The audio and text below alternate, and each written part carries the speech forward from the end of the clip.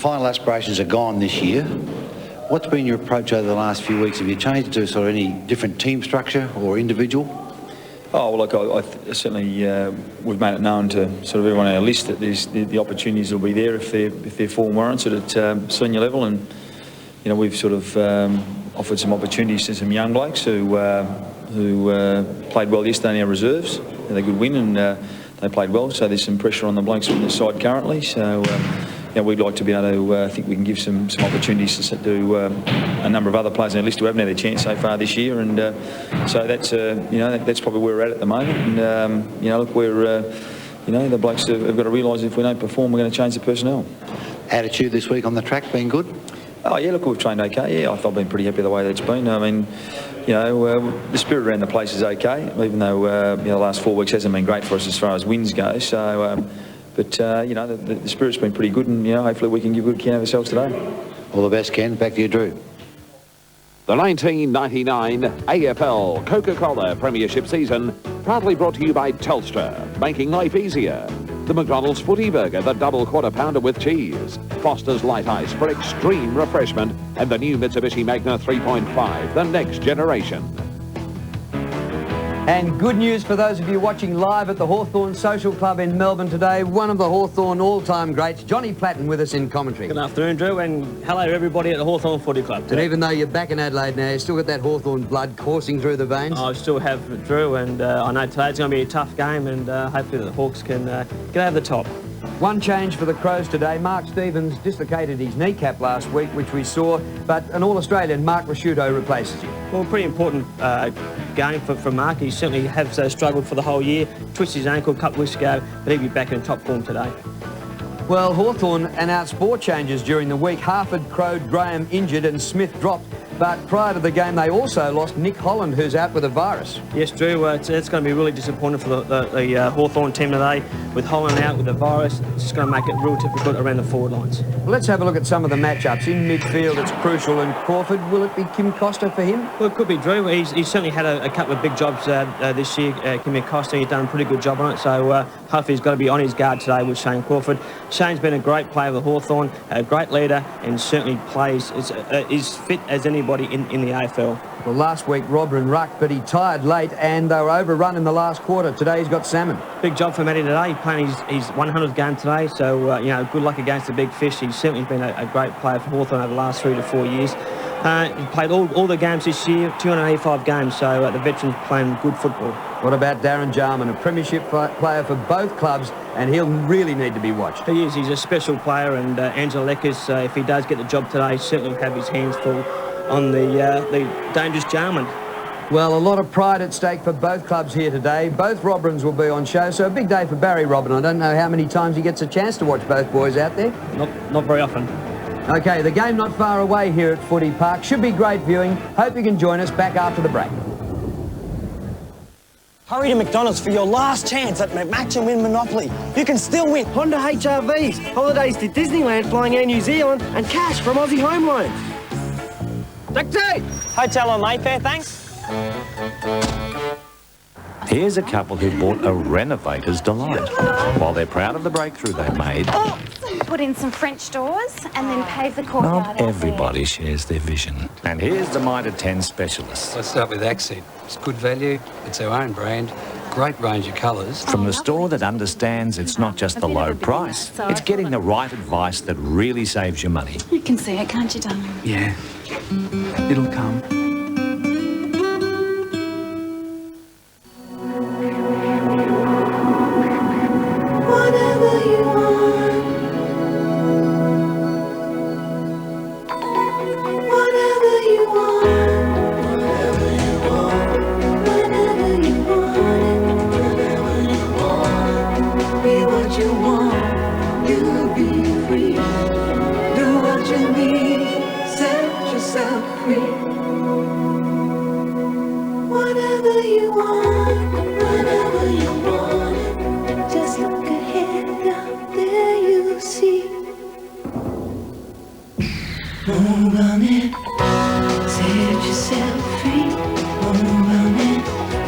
Set yourself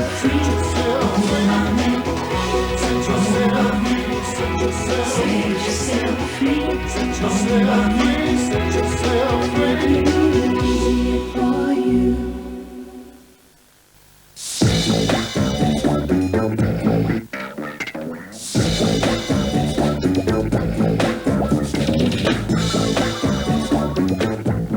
It's run-out time on Lancer Coupes from $18,490 with air.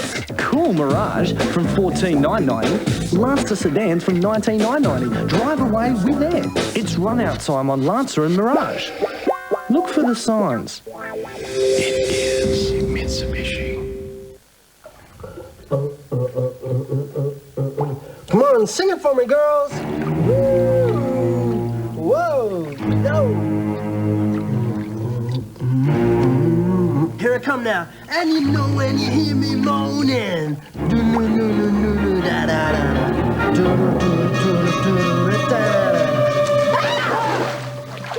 The only thing as good as your cherry ripe is someone else's. Come on, get back in here.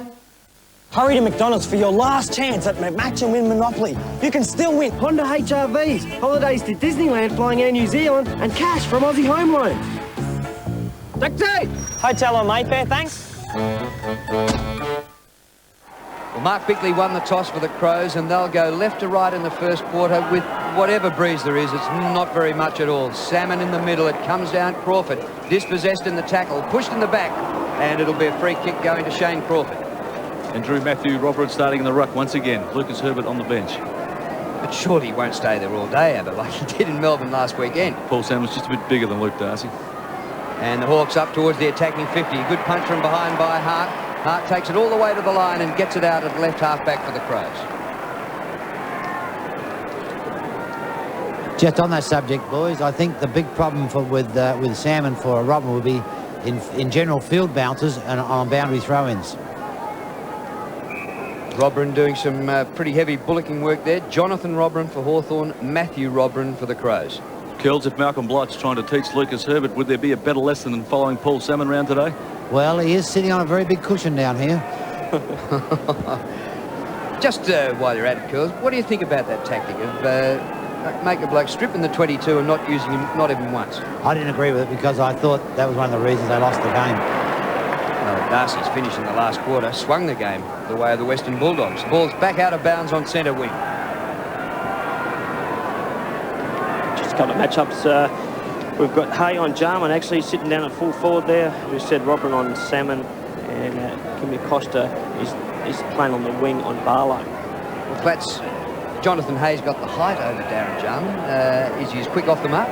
He is. He's pretty quick. It's just a matter of the thinking code comes in. We know Jarman's a very smart player, but besides that, I think he's got a bit of pace behind him as well.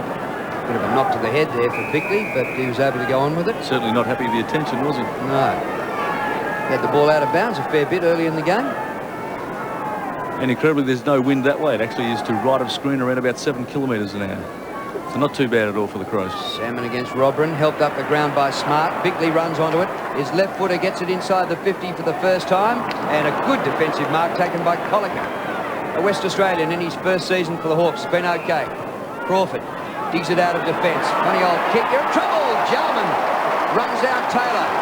Spills come Adelaide's way. Wide hand pass. Costa. Open goal. Not a bad kick. Gets there. Poor mistake there by Hawthorn then. They just did the right thing by coming across the ground, but just the disposal just let him down a bit. The tackle what Jarman put on Taylor was good. Made the turnover. Finished up with Costa with a beautiful goal. Fair way out for Kim Costa. Disposal probably not one of his strong points. And here's the kick by Crawford. A shocker, really, missing the mark. He was only about 30 metres away, Taylor, but that's dangerous. And Jarman, the coach, will be pleased with that, tackling on the forward line. He kicked it from about 45 out, Bruce, so you're saying that he's not a very good kick? 45's his limit, is it? And there's no win either. It was an outstanding kick by Kim Costa. Robrin wins in the middle, down to Burton. What an excellent first-year player he's been. Chance for Goodwin. Might have had his hands taken before the ball arrived. No whistle on the play. Hawks in trouble in defence. McCabe's hand pass away.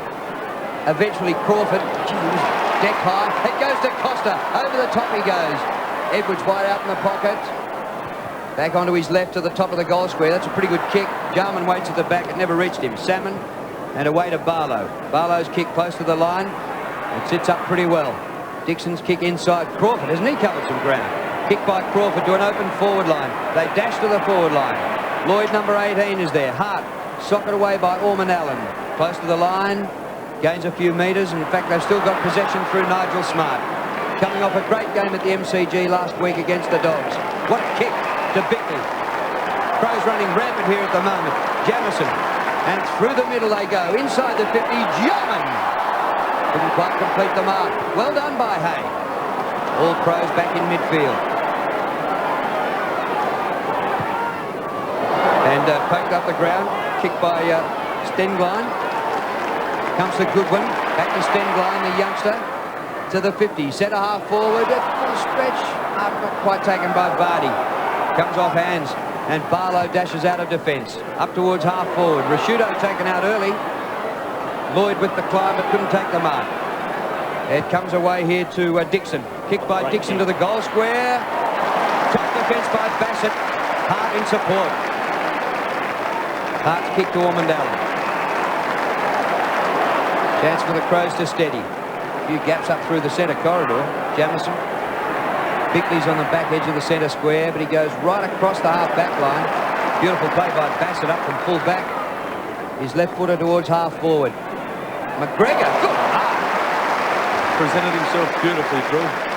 You boys may have already mentioned that we do have the Crawford-McLeod combination. Yeah, something to lick our chops over. Robber in the hand pass to Bickley. He put the foot on the gas. He's 35 metres out, and Bickley hooks the kick. Got a bit too close to the Hawthorn defender and had to elevate it. Just took that extra step to get round the player, Drew, and had to lift the ball a bit higher and just spaded it off to the left. Fellas, interchange for Hawthorn. Hassel, Rawlings, Turvey, Rock.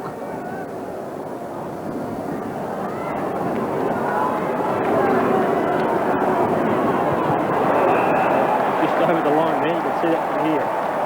Angelo Lecker's just something which you just cannot afford to do. And while we're waiting for the bounce, interchange for the Crows, Herbert again, James, Johnson, Gallagher. Yeah, it's just in there, just too easy. Just bowled a no ball. Salmon rushes are behind. So the Crows 8 points. Hawthorn yet to score. Hawks have only been up to half forward once. Now Leckers won't make the same mistake twice, surely. So deep inside the goal square, he kicks that one. About 3 feet inside the square then, Drew. Treleaven now out to the 50 to Barlow. In defence today, Chris Barlow. I did see him kick 3 goals in a quarter earlier in the season against Geelong. And mark taken here by Lord. Lord's kick short of half forward, close to the boundary line. Well, made it pretty easy for Adelaide. And Jamison's taken the mark. Gee, I thought Jamo might have been finished a long time ago. He's gone all right this year, hasn't he? Bit of experience back there for Adelaide. You've got Nigel Smart, Mark Rashudo, Ben Hart, and Rod Jamison's been there since day one. Kick by Jamison to centre wing, and Bickley finding a bit of space. Now he kicks towards centre half forward. Comes to the back of the pack. Edwards. Becky from 50.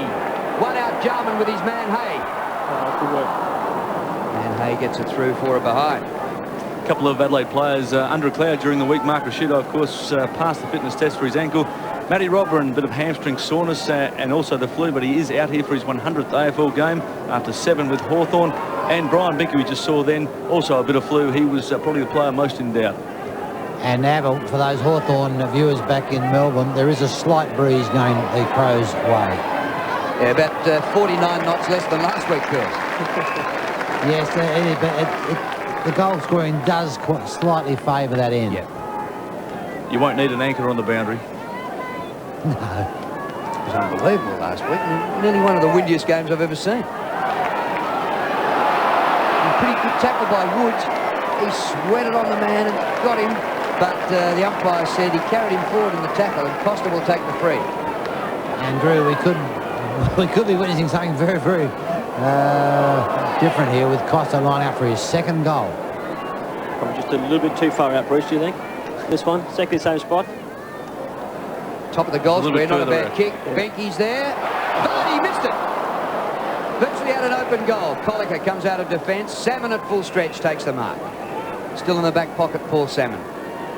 What a man he's doing been. Plenty of defending at the moment. Paul Salmon up there, and Shane Crawford picking up plenty of touches also, with loose man Andrew McLeod not following him right deep into attack for the Adelaide Crows. Salmon with distance. Colliker dragged down. It comes to McLeod, front of the pack. Back he goes to Rasciuto. Welcome back, Mark Rasciuto. A high ball deep inside half forward. Vardy crunched by Salmon. Jarman a hand pass. Nigel Smart up in the forward pocket. Goes backwards, back outside the 50. Lekis is there to pinch it. Well done by Angelo Lekis. Goes wide to Barlow. And his kick up towards Dixon, centre wing. Dixon to half forward. Lloyd saw his brother yesterday at the MCG. He can't mark this time. Hand pass comes back. Dixon again.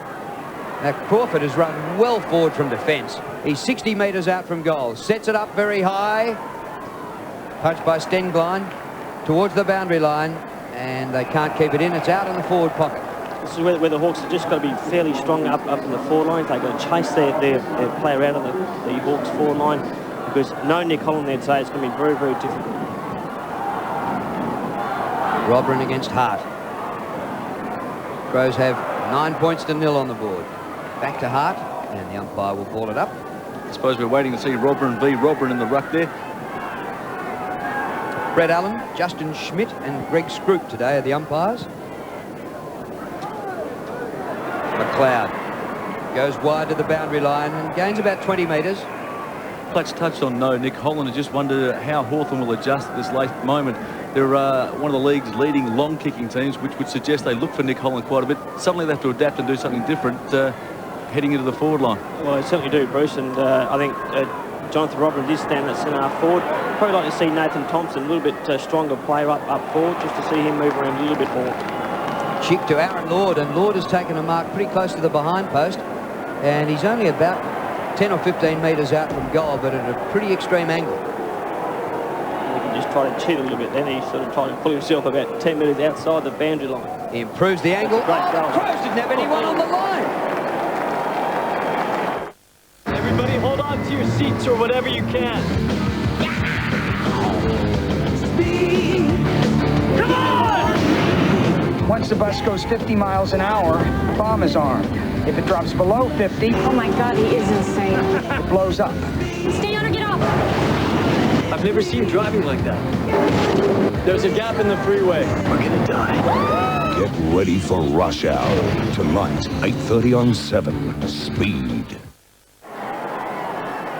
Well, that was a goal for Hawthorn that just should never have been. Nobody on the line for the Crows. Hawks getting their first score at the 11.5-minute mark, and now there's only 3 points in it. Robrin beats Salmon, not a bad effort. Comes down to Barlow, who's been prominent early. Up to the 50, it goes past Lord. Rasciuto mops up. Towards the outer side to Robrin. Matthew Robrin for the Crows. Has plenty of time to set up. Burton had to change direction and go back for that one. He's got it. Looks for Smart. Bit untidy. Smart breaks the tackle and goes further out wide to Robrin. It beats him over the line. Well, if Malcolm Blight pulled his hair out over the defensive error, what about that? Well, looking wide for Matthew Robrin, the strange thing is his man, Paul Salmon, was about 40 or 50 metres forward of Nigel Smart. So you're kicking it to a marking contest where Paul Salmon certainly has the advantage. Salmon to Crawford.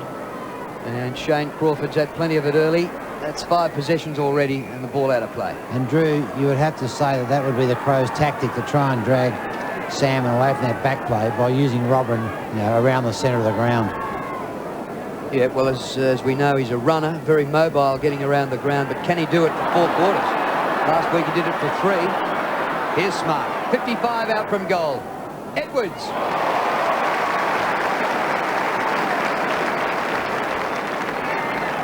Well, certainly the Hawthorn backline's just got to be right on their toes today. Adelaide had it inside there 57 times, and Hawthorn on the rebound has got it 6 times out of their defence. So, well, the one time Hawthorn actually had control right forward, plus they scored that goal. Yes. Adelaide perhaps have had far more of the ball. Tyson Edwards kicking from 40 metres. Away to the right, silence behind the goals. It's a giveaway, isn't it, a football park? Yeah.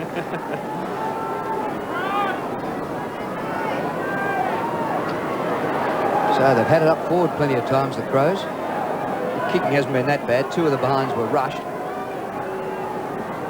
Here's Crawford for another possession. But, well, Platts, can't hurt you a hell of a lot from back there. Well, sorry, Drew. Yes, that's right, Drew. You just can't do it. That's his. It's going to be his 6th kick now, so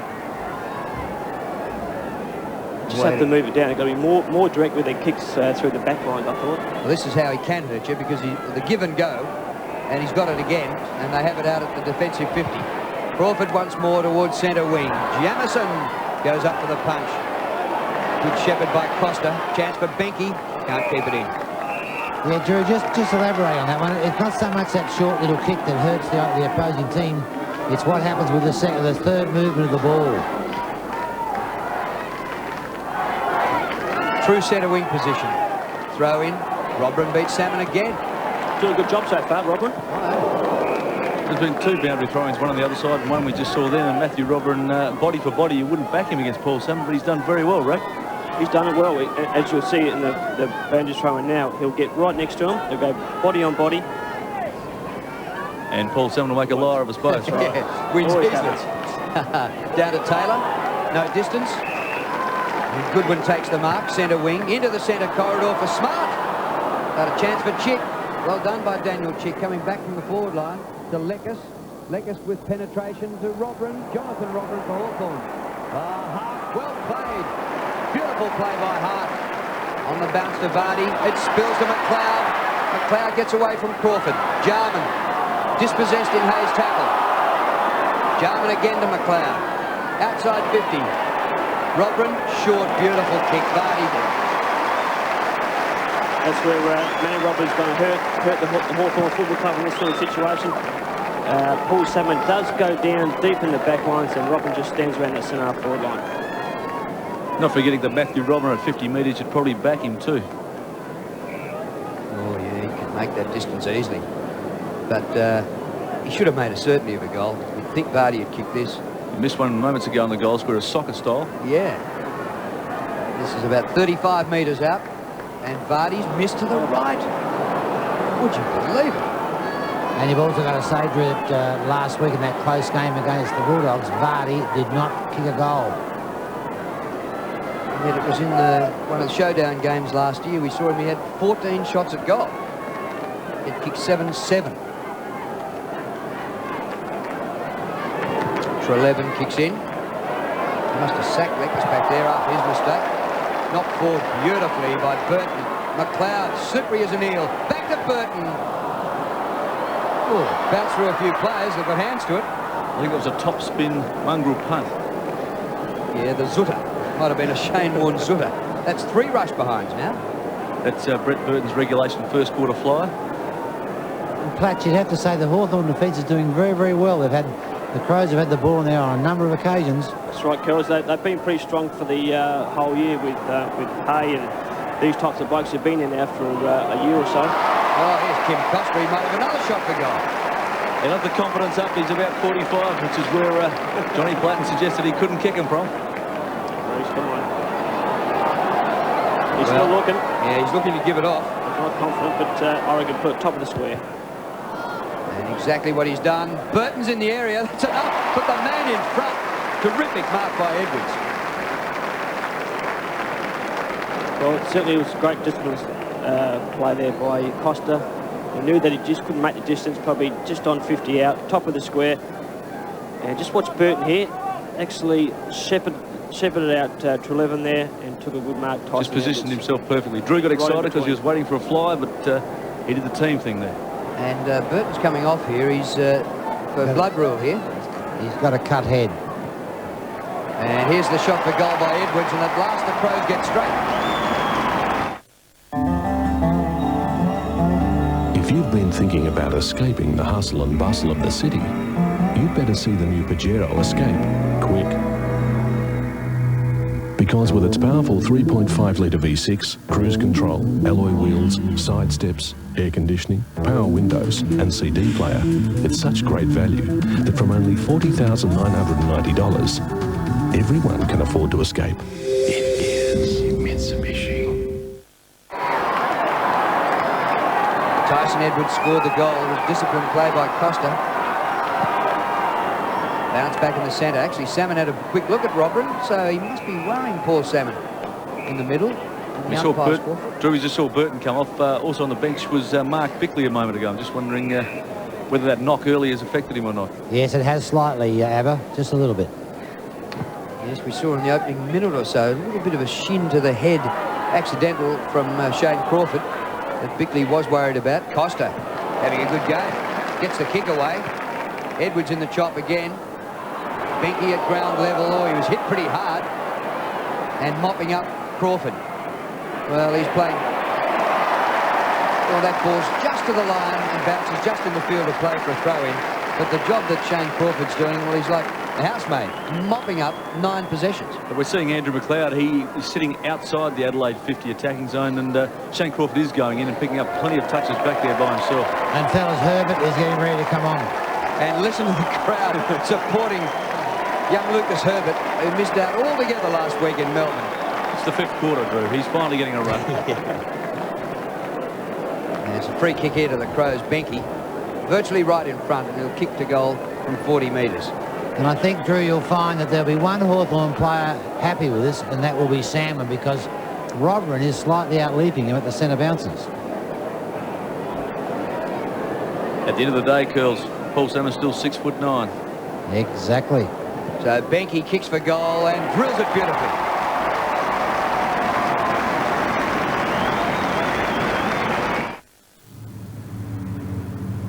Well, I always thought that you had to take your new car back to the dealer to get it serviced.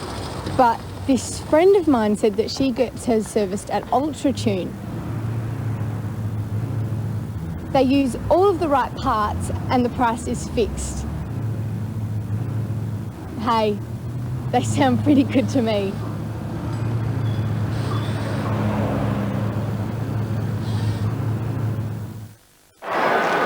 If this is a good bounce, it'll be a bone crusher. So Herbert's gone straight onto the ball, and both ruckmen hit each other. I'm not sure either got a hand to it. Little hand pass in there from Lloyd. Comes eventually out to Crawford from 11. Inside the 50. Hart, not quite this time. Taken by Taylor. Yes, the mark was paid. To Ben Hart.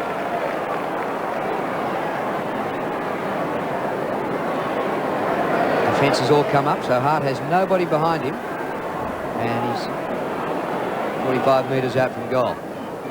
Half back to half forward with his kick. And a good effort, not paid. Well, I don't know if that was any less of a mark than Hart's. Barlow. Pops it over the top. Lord takes it at half back.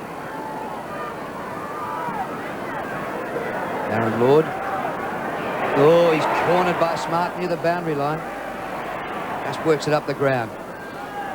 Big pack gathers short of half forward. Spills to Chick. He's lost it. Lloyd gets a hand pass out, and Hawthorn go forward through Woods. On the run is Taylor, 45 metres out. Centering kick, not bad.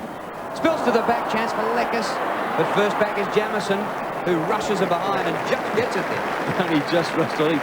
When Rod Jamison hit that ball, he was hoping it was going to go a bit faster. The Hawthorn players just got a sniff there, right? They certainly did, and you had the opportunity. It's not very much for Hawthorn down the forward line. But one for you, Kel. Salmon has had 9 hit-outs to Robber and only 2, quite surprisingly. Yeah, well, around the ground and boundary throw-ins, yeah, that's correct. Must have been the 2 we saw, John. And Bassett to Goodwin.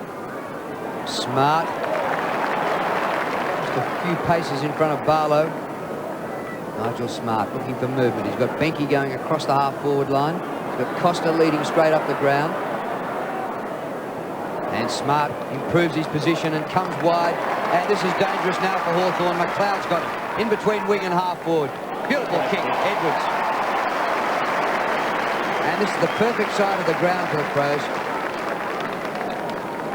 Drew, Crawford will have to watch that. He likes to play a little deeper in defence, and McLeod, you'll find, will come forward to defence to receive that type of kick with Crawford trailing behind. You'll have to match him up tighter than that. McLeod 6 possessions, Crawford 10. Edwards 48. Left all the way, left, and another rush behind. That's 4 for the Crows in the first quarter. Tyson Edwards up forward, getting plenty of the ball. That's his 4th kick, 5th kick, and a couple of good leads, and he's not the tallest bloke out there, but he is presenting himself beautifully. And the Crows midfielders that come through is finding him well. Andrew McLeod, very skilled. Jonathan Hay, a youngster who's really stepped up this season. Goes for distance with this one. Clears the 50. Oh, no good if the opposition gets it. McGregor. Oh, touched on the mark. It spills to Edwards. Short kick in. Here's Bassett up from full back. Plays on quickly. Yeah, it was touched. Goodwin. Now Crawford has his 11th possession to Robrin. Jonathan Robrin clears for the Hawks. And Taylor takes the mark in between half-back and wing. Up towards true centre wing. Chick gets a shocking bounce. A bit unlucky there. Lloyd back to Chick. And back to Lloyd. Older brother of Matthew Lloyd, the Essendon superstar. Kick by Lloyd to the forward pocket. Not bad. Spoiled by Hart. Illegal, says the umpire. Run the neck. You're seeing Hawthorn get to the half-forward line, and there just aren't enough options up there for them. There's one or two Hawthorn players, but they're certainly well covered by the Adelaide defence, and it becomes a one-on-one competition. The result is a free kick on this occasion, but Adelaide defence seems to be holding up pretty well. Colica out in the forward pocket. Tough shot for goal this. Kicking from on the line, 43 metres out.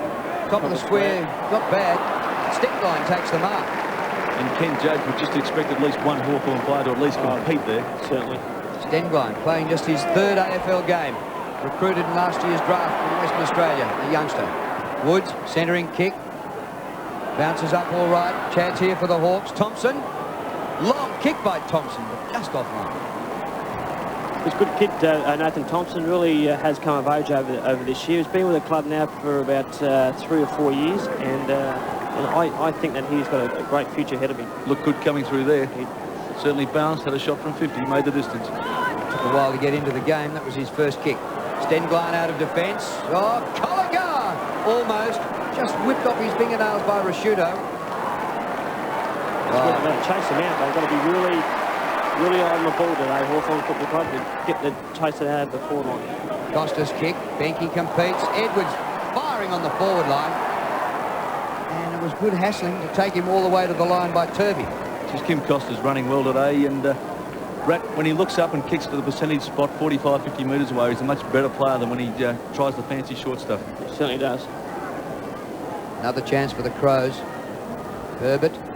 Soccer away by Edwards. Ball sits up, but not taken cleanly by Gallagher. McLeod. Here's a bit of magic. Actually, Crawford ran him down well, and McLeod's hand pass went nowhere.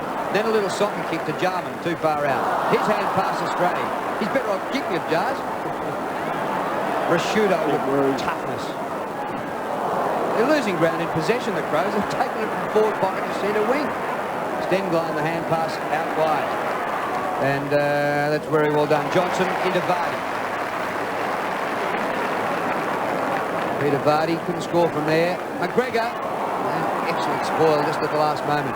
Crawford in front, gets it through Treleaven, and now the Hawks out of trouble. Taylor has it. That was McCabe who gave it to him. And now out wide to Dixon. So they've got to keep moving the ball a bit quicker. Dixon's kick to half forward, courage by Treleaven. He didn't know what was coming. Craig Treleaven, oh, well done by Hart, just to put Treleaven off his kick. Salmon's there, on all fours. Not much good if you're 6'9" and you're crawling around on hands and knees. Bassett, the hound. Playing with some confidence today, Nathan Bassett. Well, he kicked that fantastic goal here a couple of weeks ago when he had 3 possessions, went all the way from full-back. We've already seen him up in the Adelaide forward line once today. What is it with full-backs and goals? And especially Adelaide-based full-backs. Steve Paxman, 3rd goal in 3 weeks last night. Yep. Jefferson. Across the ground. Edwards has been a target. Oh. Can you pay the mark, Coach? No, they ran the neck through, which is, I suppose, a little bit soft in this day and age of football. If you see this, pattern continuing, Rat, what do you think? The Crows are just dominating the game at this stage with the possession rate. Yeah, I think that Hawthorn just falling down around the half-forward line, and with the absence of Nick Collins, it's going to be that little bit more difficult to get it down forward to a big man. So Salmon and Nathan Thompson got a big job today. Edwards for his 7th kick in this first quarter and lining up for his 2nd goal. Nearly 40 metres out. Perfect. Well, it completes a pretty good quarter for the Crows. Even though they have 10 scoring shots for just 3 goals, it's a pretty handy lead. In fact, 4 goals. It's 4-7 to 1 goal 2. And congratulations all round from the team unit here. They worked hard to get it into the forward line and got it inside 50 plenty of times, but of their 7 behinds, 4 of them were rushed. So don't despair. Bit of trouble for Chick. Adelaide forward line. Perhaps Darren Jarman was a focus point there, but suddenly Tyson Edwards stepped up, and he was the man to watch that quarter, certainly. Well, Tyson Edwards had Chris Obbs first, but finished up with Nathan Turvey. Well, it's a pretty handy lead. 4-7 to 1 goal 2 quarter time. Good afternoon. Coming up at 5:35 in 790 News, at half-time in the Crows match, police shoot and kill a 26-year-old man in the western suburbs. They were answering a call for a domestic dispute. 2 shots were fired. A full investigation has been launched. Also tonight, one of Adelaide's best-known restaurants burns down overnight. Investigators suspect arson. And a flock of a different kind lines up for a blessing. Those stories plus sport at 5:35. See you then.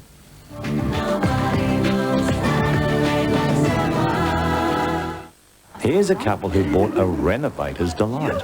While they're proud of the breakthrough they made, Put in some French doors and then pave the courtyard. not everybody shares their vision. And here's the Mitre 10 specialist. Let's start with Accent. It's good value. It's our own brand. Great range of colours. From the store that understands it's not just the low price, it's getting the right advice that really saves you money. You can see it, can't you, darling? Yeah. It'll come.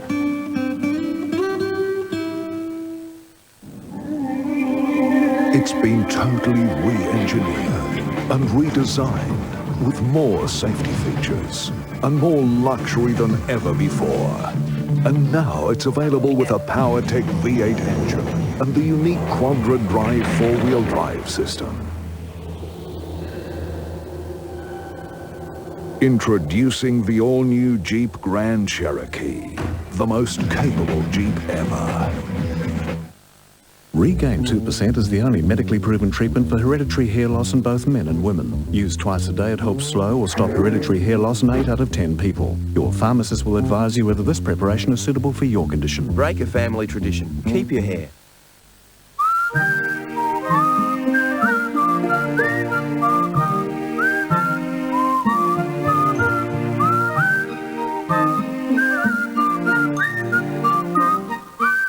Just over a year ago, Bob spoke to a CPA for business advice. In a sense, business has been booming because a CPA doesn't just help you with your finances. They help you see the big picture.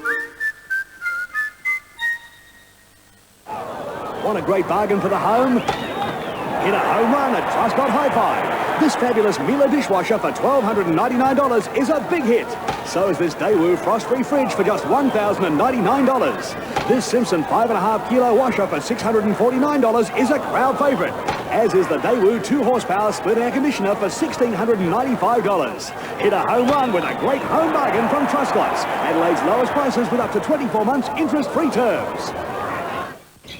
If you already have your home insurance with SGIC, why not think about insuring your car with us too? We'll give you 10% off both.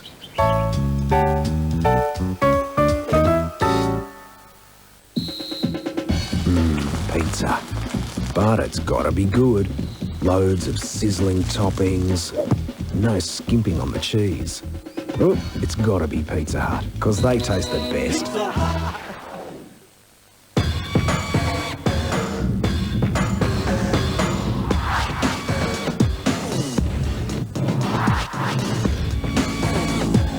You'll always find the right part for your car at AutoPro. About to start the second quarter, Robran and Salmon. Well, there wasn't much in that. Salmon gets it down to Crawford and gets it back and is immediately ducked into the centre circle. Crawford on all fours and the umpire with a secondary bounce. Shane Crawford has been in absolutely everything so far in the game. Be good to see him with the Hawks heading with a slight breeze, probably worth 1 or 2 goals, that he plays perhaps across the centre line, heading half forward. Salmon wins again. Lloyd is there, beaten to it by Ormond Allen. His kick deep inside the 50. Hawthorn didn't get there often in the first quarter, and the Crows haven't wasted much time getting there in the second. And that'll be a ball up on the 50. Just inside the 50s, Drew. Adelaide was 17 times in their 50 to Hawthorn 9 times. So there is a bit of breeze going to the right side of the screen. Well, I suppose it's lucky for the Hawks that the accuracy wasn't quite there. Very happy fresh. And the ball out of play. He's got everything crossed. Fingers, toes. No, I can't see myself being a little bit biased here, but... even your hair's crossed. Boys interchange for the Crows. No change then. And for Hawthorn, Hassel, Rawling, Obst and Rock. Robran beats Salmon. Edwards again. Wrapped up by Turvey. Tyson Edwards, very good with balls on the ground and very skillful player up forward. Two quick players, aren't they? Turvey and Edwards. And loves a goal. Forward pocket here for the Crows. Salmon with better timing. Burton gets it over the top, but Salmon takes the mark. Did that go 10 metres? The crowd didn't think so. Yes, Drew. You thought so? Paul Salmon's runabout. Oh, and a shocking hand pass by the Fish, straight at Treleven's feet. Good heavens. Taylor's got it. And kicks it backwards. Just saw Paul Salmon. He just did not want to bounce that ball. I know it's a long way down from about 6'9". But he ran the best part of 20 metres. Drew, if that was 10 metres, I'd hate the byland of him. Yeah. Look at that hand pass by Salmon. He just seemed to try and find someone up forward. There was no leads back here. Put him under a bit of pressure. This time his hand pass is blocked. McCabe gets it out. Prosciutto, beautiful over the ball. Great play by Mark Prosciutto. Jarman in front. Good punch by Hay. Back out to the 50. Bickley went in hard and finds Smart. Runs around a bit of a circle. Back to Robran. He sets up and booms it. Well, tried to kick the leather off the ball. Oh, it comes to Edwards. Chance for another one. Good tackle, Crawford. And Turvey's unlucky. He socked that out. The boundary umpire said it was above the knee. So it won't be a free kick. It'll be a throw-in. We were blocked from view, so I can't argue with that decision. Burton thinks out the full. Crows working hard in the forward pocket, trying to snare a goal out of this. Hawthorn have blocked up the area. There's only two pairs of players forward of the centre circle to the right-hand end of the ground. And Hawthorn are going with a win. And they trail, so you wonder how they're ever going to eat away at this deficit. Benke. Yeah, it's more of just a light breeze than I think a win. There's not much in it. But, Curls, you flood the back line when you trail. How do you ever pull the deficit back? That's correct. Benke, good long kick, so he can kick going that way, no worries. Treleven, no distance with that kick. Salmon gets it away from Robran, but only as far as Goodwin on the boundary line. He centres with discipline. Edwards a target again, but good mark by Taylor. Out of defence to Dixon. Plays one in front now, Barlow. Barlow, just a camp underneath it. Ormond Allen came. Barlow's counting his bones, but when Ormond Allen comes at you like that, you're sometimes in trouble. Costa. Benke. Oh, good mark. That is a contested mark. Benke's played pretty good the last couple of weeks, hasn't he, Bruce? He certainly has. He's fitted into the Adelaide lineup over the last month very nicely. He plays a bit taller than he really is, as we saw with that contested mark, and certainly provides another target up there. A slightly different target. Yes. 2 marks coming up for his 5th kick.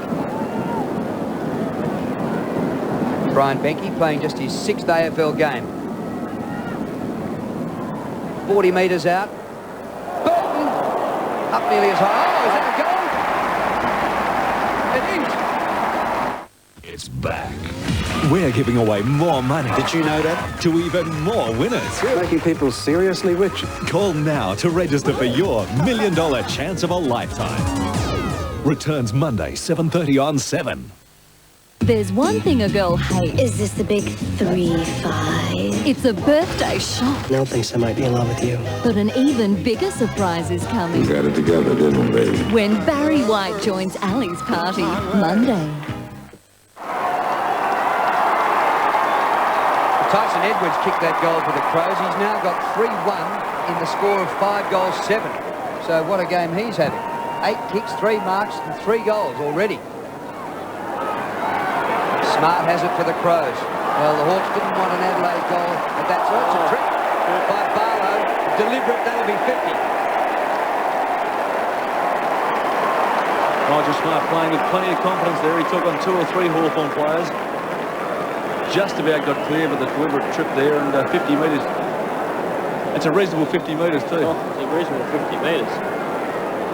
It's put in on the inside of the 50 by about 20 or 30 metres, so you would think he's... Kicking to a slight breeze. Oh, yeah. Put your money on him, Brad. He's a backman though, Bruce. He won't pass off there. So Nigel Smart from in front, 40 metres out. Gets away to the right a bit, but he's wobbled it home.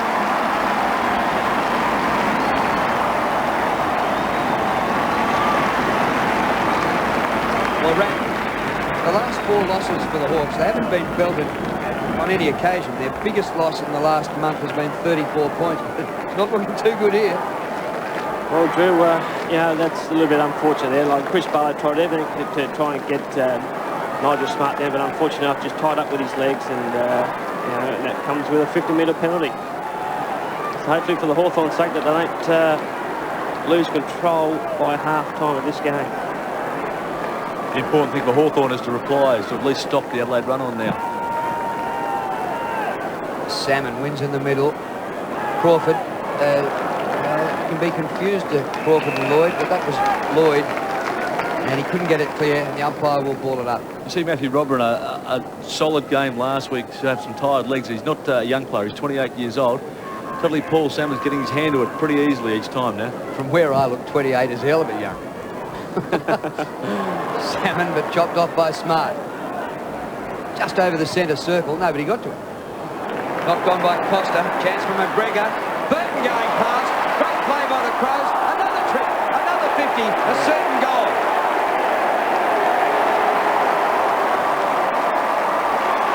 You don't see that very often, fellas. Nobody on the mark. Burton wanted to just jog up and kick this goal, but finally they get back. Well, this is a disaster for the Hawks.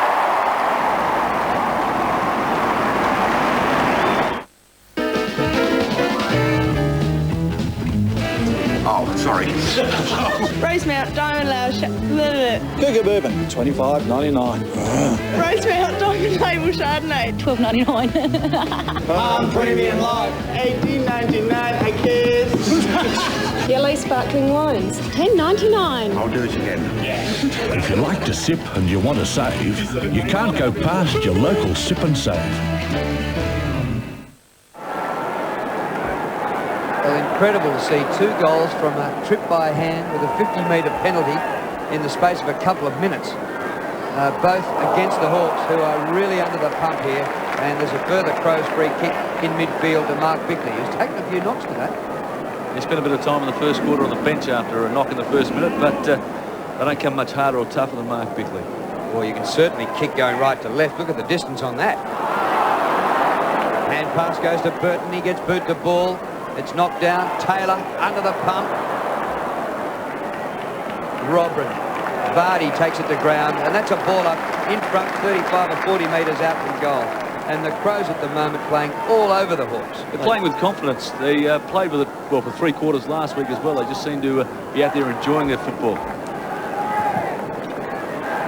Ball up. Robrin beats Salmon. Comes down to Treleaven. So hands the ball by the ruckman doesn't necessarily get your team the ball. Here's Anthony Rock, who started the game on the bench. Was there for the first quarter. Lord flips it into Lekas. They're there in support. Tony Woods, a very high kick, not much penetration. Oh, good mark, Thompson. It's a good kid, Thompson. I like this ball. What's he's probably at 40 metres out. Big, strong boy, Nathan, this. A fair chance of putting this through, so it's a goal which they desperately need. At the moment, it's 14 scoring shots to 3. The Hawks certainly need this. Young Nathan Thompson. 40 out. Good kick. Collided with with another driver at a roundabout. Now, I hadn't been with Amy very long. I'd swapped from another company I'd been with for at least 20 years because of the increase in premiums. Amy's service was fantastic. It was very personal, it was very sympathetic, it was very efficient, and it was very fast. They arranged to have the car towed to their customer service centre. I got a refund cheque for the whole of the insured value within a couple of days. It was just so easy with Amy. It really was. Is this Hawthorn's footy manager, John Hook, running up the stairs here with a Hawthorn number 44 jumper with footy boots? Platts, sit down, sit down. Maru, come on. Salmon down to Crawford. Couldn't get boot to ball. Bickley goes off the ground. Barker. Rashudo couldn't quite reach it. And happy to see it out at half forward. Playing well, Rashudo. He's had 8 kicks to Daniel Chick, only one kick, so he's playing well. And Johnny Platt will be handy for Hawthorn at the moment. Unfortunately, Shane Crawford having to do a lot of work centre back, and they just need another run-on player from centre forward that can run through and break lines. For 11, gets around Goodwin pretty well. Thompson, off hands, Crawford. Vardy's shadow is there, McLeod missed it, Crawford goals! Well, that's 2 in a row for the Hawks. He's playing both ends of the ground. Yes, he's having a great game, Shane, and that's his 14th possession, so certainly trying to keep the Hawks in the game as much as they can. Those 2 quick goals in reply, so just when it looked like Adelaide could have just burst it right open and run away with it, suddenly 2 quick goals to Hawthorn, and the scoreboard doesn't look that bad all of a sudden. In this quarter, boys, Hawthorn have been inside their 50 twice for 2 goals, and Adelaide have been in there 9 times already. Back in the middle, and at last Hawthorn have managed 2 goals in a row. Crawford playing back, middle and forward. He's brought his own footy today. Oh, unbelievable. But can't do it all on your own. Hart takes the mark for the Crows. They set, McGregor, spoil from behind. Crawford again. It's not a Sharon, it is a Crawford. Dixon, 48 metres out. Not a bad effort. Good to go. It's a great effort. Come on, sing it for me, girls. Woo! Whoa! No! Here I come now. And you know when you hear me moaning.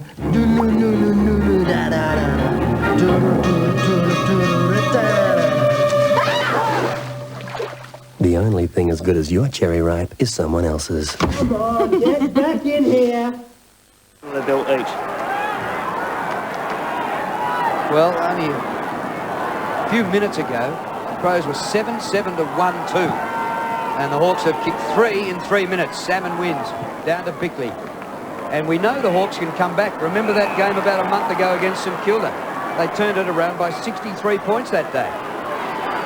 Hay, wide to Salmon. He marked it just inside the line. I know it's a wonderful competition to see Andrew McLeod on Shane Crawford, but has there come a time when perhaps Malcolm Blight has to stop Shane Crawford with a tagger rather than 2 running players like that? I just saw the Adelaide runner out there to Andrew McLeod, so he might have got the whisper about the defensive side of his game. Barker kicks to half forward. Ball knocked out by Ormond Allen. It's a very good captain's effort by Crawford, though. I think he decided that he had to attack. He wasn't doing quite so, and he certainly did attack in that last 5 minutes. Trent Ormond Allen's got a good straight-up jump. He and Brett Burton on the same ground. Yeah. Well done by Salmon. Inside the 50. Hawthorn have got a few back. Oh, Rashudo beats Barlow. And Rashudo, that's his first mark. Coming up for his 12th disposal. Away to Ben Hart. It's around too easily. With contempt to half forward, Vardy. Oh, it's chopped off. Good mark there, taken by Jade Rawlings. Rawlings. First game for the year, Jade. On the ground for the Hawks. Playing his 23rd career game. Been at the club for a fair while now. Smart goes wide to Costa. Kick by Kim Costa. Oh, Benke Nobody back there. Taylor got there late, but even Taylor's half his size. Well, he struggled from about 40 metres out at this angle, so you'd suggest that... well, shall we put the knockers on him right now? He won't make the distance, Brad. He won't make the distance, and I'm picking the probably top of the square, I would imagine. But he's having a crack of it. Well, I reckon he can kick well, Brian Benke. I think his last kick wasn't his best. He's not without a show. Well, it's only a metre short, off hands and through for a behind. 5 rush behinds now to the Crows. They've hit the half century.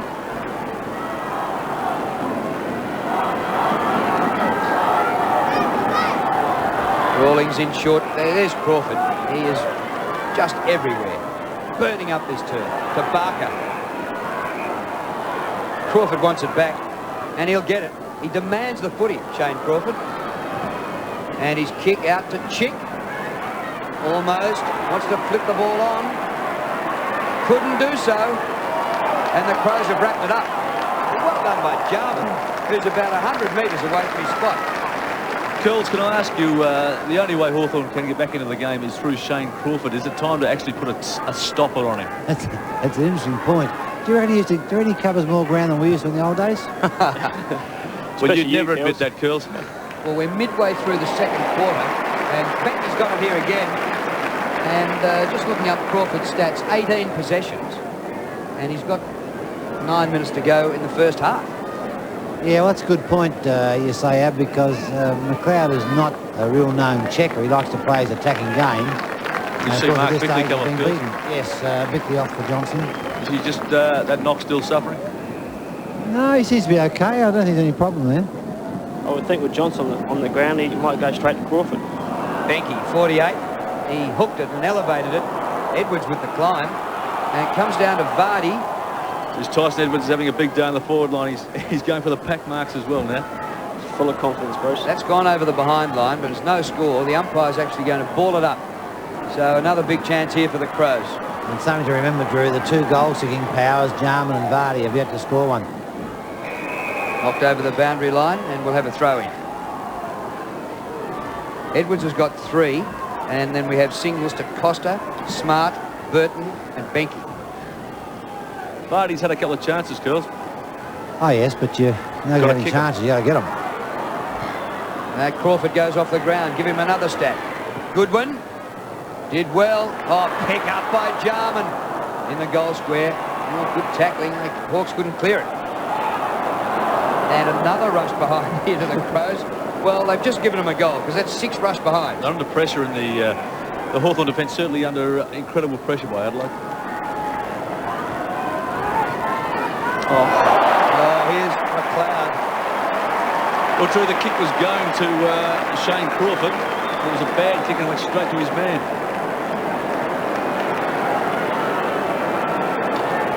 I'll tell you what, Kenny Judge might be happy with that. I don't think any coach would be happy with that. Well, the Hawks were hanging on, Curls. They got back into it, and they stopped the Adelaide procession. And suddenly something like this is, can break a team's heart. Break a momentum. Yeah, they got them believing themselves. They were playing like a confident side there for a while. Robron off, Herbert on. As McLeod kicks for goal. Funny looking kick. Just gets there. Rate a 10 out of 10. When you've got a job to do, the best way to get 10 out of 10 results is teamwork. That's why with help from the teams at Mitre 10 at Wattle, you'll not only be a winner, you'll also be helping to support South Australia's favourite sons, the Adelaide Crows. We got Daddy. And that's gotta feel good.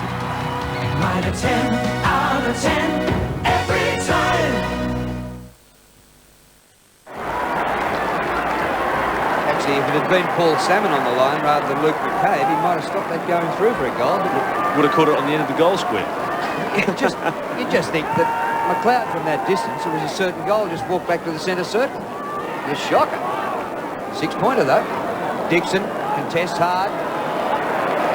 Colica goes to ground. Barker fires out the hand pass and is bipped to the ground by Smart.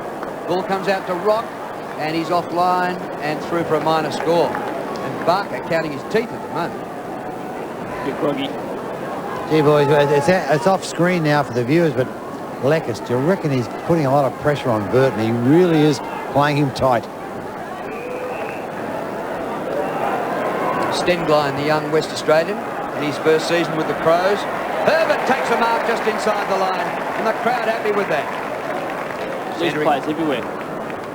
Half volley, pick up by Johnson. Oh, here they go. Costa to the 50. Half. Hits the ground running. Centering ball. McGregor. Edwards in the chop again. Hand pass went behind Jarman, and the Hawks able to get out of trouble. Hassel. Good running mark by Costa. Having the Crows float up into the forward line. Funny old kick by Costa. Smart. Back to Rashudo. He'll drill it. Half distance pass this time. Benke, another mark. Just went a bit too far out. He's taken 5 marks now, Brian Benke. The Crows have had plenty of possession, but when they've gone across centre, they've certainly mucked around a little bit. They have, yes.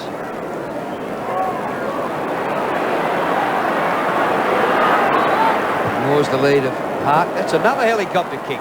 McGregor tries one from behind. It comes to Crawford. Another possession him. Hassel goes the bounce. Now they clear for 11. Centre field. Lord awkward. McLeod rips it off him. Smart. Oh, well done. Nigel Smart. Through Goodman. Back to McLeod. Over the top. Benke at full stretch. Well, Burton was interfered with before the ball got there. Yeah, the umpire saw that, Drew. He's got mixed up with a couple of players around that centre forward area. Rock. Good punch by Stenglein. And good poise by the youngster. Goodman. Ormond Allen. For 11, can't get him. Kick by Ormond Allen. McCabe is back there.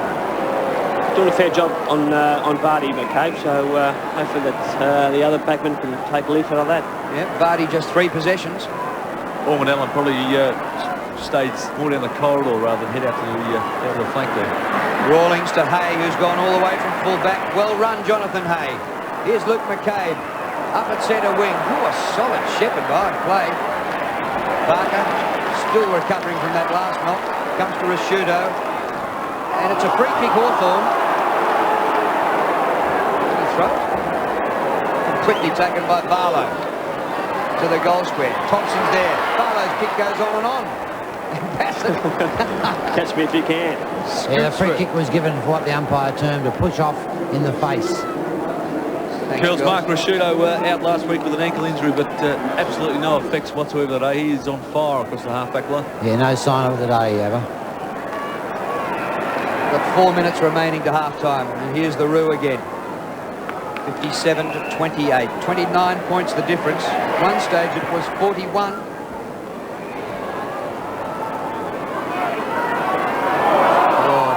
Sort of a hand pass through Woods to Crawford. Another possession for Shane Crawford. Intercept by Burton. It wasn't Burton that time, it was Johnson. And Shane Crawford will be last up with the footy, and now he's up to 15 kicks, 7 hand passes, 5 marks. Well, it was his second effort there. The handball he had to give up in a hurry. It wasn't good. The Crows intercepted it, but he went again against 3 Crows and forced the ball up, which is a tremendous captain's effort. Well done by Herbert. To Costa, and inside 50. Burton comes over the top to spoil. They hack it out of defence. Great pick up by Kim Costa. Maybe he's second. Right to the line, but McCabe gets back and will give it another rush behind. You get the feeling, Brad, Darren Jarman's had 1 kick and he loves playing against his old team. Yes, he does. And he's just waiting for that 10-minute purple patch. You're dreading it, I know. I'm dreading it. Even though they're about 5 goals ahead, you don't want Jarman to kick a goal or 2. Well, a few times in the last couple of years, he's waited till the last quarter. That's when he killed you. Yes. Woods, up to half forward. Chick. Gets it to Barlow, who's beaten to it. Johnson better effort at it than Barlow. Comes wide to Ormond Allen. Rashudo, spoiled by Rock. Caught between a rock and a hard place. Jamison. McGregor.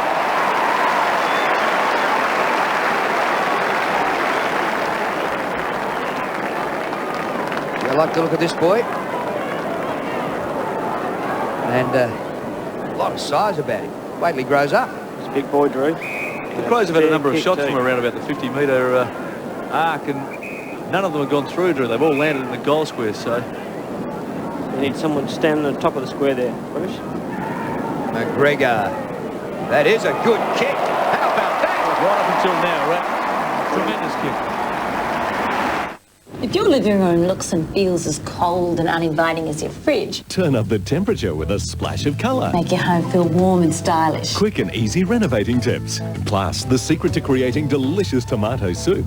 Tuesday on Better Homes and Gardens. Then, explore the Arctic wilderness. Come on, boys! Discover Western Australia by paddle and pedal. An adventure holiday near Perth. And experience the culture of the Red Centre. Escape to the great outdoors. Tuesday on 7. Ken McGregor with the best kick for goal we've seen here today. Great kick. Ball back in the centre. 9-10 to 4 goals 4. James on for the first time. Taken away from Crawford by his teammate. Back to Lekis. Costa. She's had plenty of it. This is his 12th kick. Out to centre wing. Kane Johnson. Kick smothered. Well done by Tony Woods. Well, early in the quarter, Hawthorn replied that it looked like the Crows were going to run away with it. They replied with a couple of quick goals. It really is coming time for them to put their hand up with a couple of more goals. But half-time coming up, and you don't want to go in 5 or 6 goals down. Herbert over the top. Gains a few metres, back out of bounds. Just while you're there, boy, the Rat, well, when you were mucking around playing with Hawthorn, they were a pretty powerful unit. Mucking around? What's the difference you see today? Why aren't they doing what they were doing in your day? Oh, I suppose they're a much younger side, Kels. You know, I suppose the belief in other players, and we didn't have to rely on 3 or 4 players. We relied on our whole side and just the team of champions. Okay. Costa, Vardy at the front, couldn't win possession. Edwards back to the goal square, and guess who? Shane Crawford once again. What a game! Johnny Hassel. Smart closing him down. Dixon didn't reach him though. Well done, Gemmo. And Jamison again to James just on. Hassel intercepts. They're here in support. Taylor, not a bad kick. Thompson's there. Good effort by Bassett and Thompson.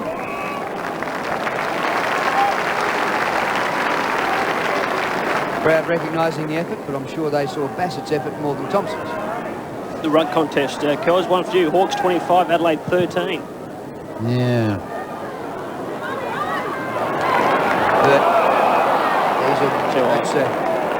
That's Johnson.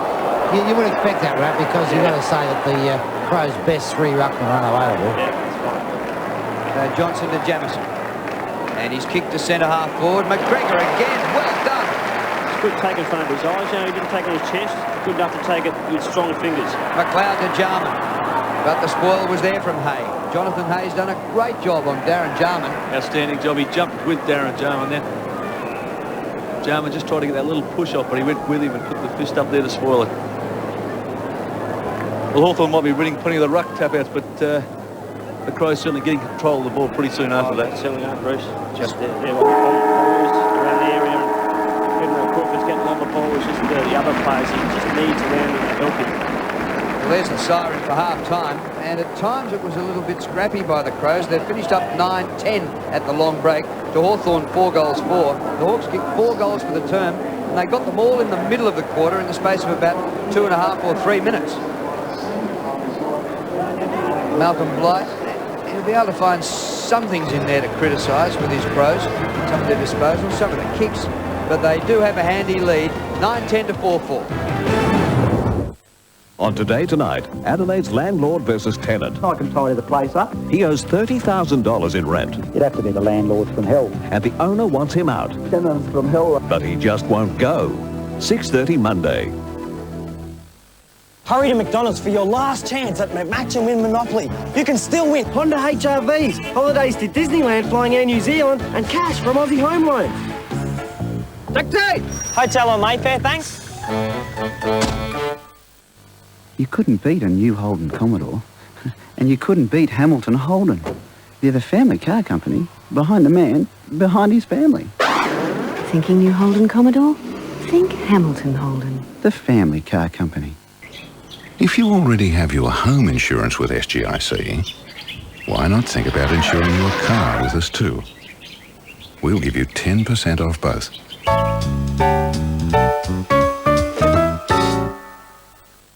From one of the most soulful singers of our time comes a brilliant new album by our very own Renee Geyer, Sweet Life. I'm gonna make you love me.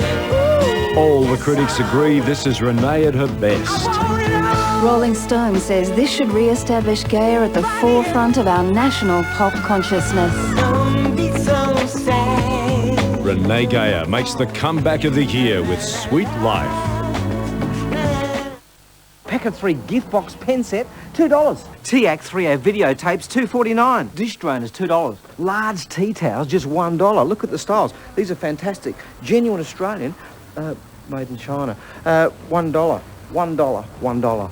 1 litre dishwashing liquid, $1. Holds 80 photos, just $1.50. Calculators are crazy, $2 each. 5-piece paintbrush set, just $2 a set. And a huge range of kids' books. Have a look at these, just $1 each, just $1 each.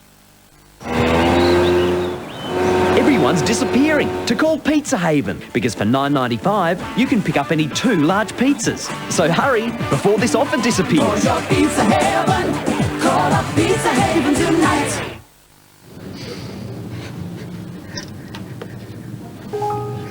Which one's yours? That one. Oh, beautiful. And so are you. Yes, you are. Good. Proudly, your Mitsubishi sales team offer 3 years of free service on new V6 Magna and Verado. We love these cars.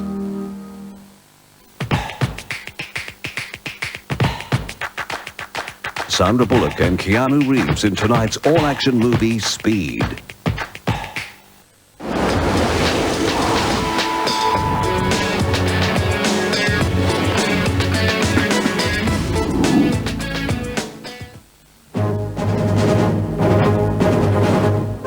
This is 7 Nightly News with John Riddell.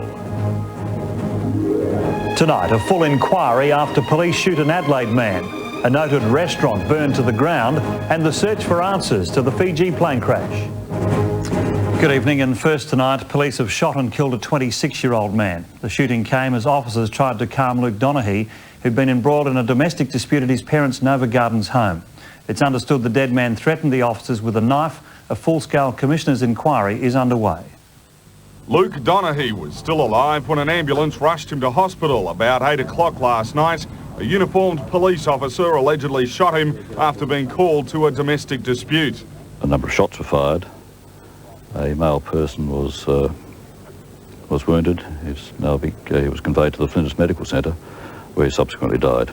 It's understood officers initially used capsicum spray to resolve the dispute, but when they were threatened with a large kitchen knife, one of the officers allegedly shot Donaghy in the eye. Police officers are entitled to fire their weapons if they or members of the public are at risk of serious bodily harm or death. The officers performed CPR on the wounded man until paramedics arrived. This morning, grieving relatives gathered to console Luke Donaghy's parents and brother. Most neighbours declined to comment because they all knew the Donaghys, who've lived in the same house for 30 years. That's pretty terrible and very unexpected. I got the news last night from my wife ringing up and she's pretty shocked. Acting Commissioner Neil McKenzie says he's concerned this is the 4th time this year police officers have resorted to discharging their firearms. A report's being prepared for the state coroner to determine if the officers were justified taking this extreme action. Peter Caldecott, 7 Nightly News. One of Adelaide's best-known eateries has been destroyed by a fire, which investigators believe was deliberately lit. The damage bill from the fire is expected to exceed $500,000. Incredibly, the restaurant's owner dramatically reduced his insurance just last week. The Magic Flute on Melbourne Street was well alight when fire crews arrived just after 3 o'clock this morning. After forcing their way in, 20 firefighters took more than an hour to bring the blaze under control, battling intense heat and thick black smoke. Cherry pickers were used to direct water from above. The restaurant's owner of 3 years, Ken Ling, watched in horror as his family business was destroyed. He closed the restaurant at 12:30 last night. A security firm phoned him with the bad news 3 hours later. Among the irreplaceable items, 10 bottles of Grange Hermitage dating back to 1971. Investigators were back at the scene this morning. They're interested in burn marks on the floor, possibly caused by an accelerant, but the exact cause of the fire may not be known for a month. Well, it looks like a scene of devastation. You'd have to rebuild, I'd say. The Ling family is still unsure whether they'll reopen the Magic Flute. Only last week, in a cost-cutting measure, they reduced their insurance to just $90,000. Jessica Sullivan, 7 Nightly News. It's been confirmed a 6th Australian was among those killed in yesterday's plane crash in Fiji. All 17 people on board died when the Brazilian-built plane ploughed into a mountain on a flight from Suva to Nandi. The crash site, close up, a mess of splintered debris littered through dense jungle, and among it all, the scattered possessions of 17 victims. Fiji's worst air disaster was originally thought to have claimed 5 Australian lives. Now that figure's been revised. No, we can confirm that unfortunately there were 6 on that flight. With them were 8 Fijians, 1 New Zealander, 1 Chinese and 1 Japanese. Relatives of the Australians aboard have already begun to arrive here. Clearly devastated, clearly devastated. Through the afternoon, these helicopter shuttle flights ferried the dead back to the capital, each taken to the temporary morgue set up at the airport. All here agree none of the 17 had stood a chance yesterday morning. At some stages, you know, the cliff, the mountain's up like this, and we're scrambling to get just to find a foothold. James Bargwan was one of the first on the scene, forced to deal with the horror of the crash, and then looters. You know, taking clothes off dead people. One of the guys boasted about getting a jacket off the dead doctor and stuff like that. This was the man who took that jacket, proudly wearing it today. Police will investigate, but their priority is now the cause of the crash. And tonight they'll receive some expert assistance. 3 Australian specialists from the Bureau of Air Safety are on their way here to help the local investigation. In Suva, Fiji, Chris Reason, 7 Nightly News. A day after the tragic murder-suicide that claimed the lives of 4 children and their father, police have revealed he was facing charges of serious assault. It's provided one of the only clues to the shocking tragedy that's left a devastated family asking why. It's a tragedy that defies explanation. 4 children murdered by their father, their bodies found in this car parked in isolated bushland 250 kilometres south of Perth. 9 children have been killed in murder-suicides in less than a month. The last 3 weeks ago, a mother murdered her 5 children. Today, family and friends of these latest victims spoke of the terrible wait for news and the disbelief when it came through. It's not knowing where they were and then all of a sudden it's come to this. Nobody expected this. The children's father, Mark Heath, last made contact on Monday. There appeared to be nothing wrong. But police today revealed Heath had a violent past. He was facing charges of serious assault. It's believed he stabbed a man for allegedly assaulting one of his children. Today, family members, too distressed to be interviewed, said there was no doubt Mark Heath loved his children. They just don't know what went so wrong. Why? It's something that there's never an answer for it. You just never know, and that's the hardest, I think, to deal with. Graham Butler, 7 Nightly News. The federal government has started the process to sell another slice of Telstra and raise $18 billion. As our money expert David Koch reports, existing and new shareholders will be guaranteed shares.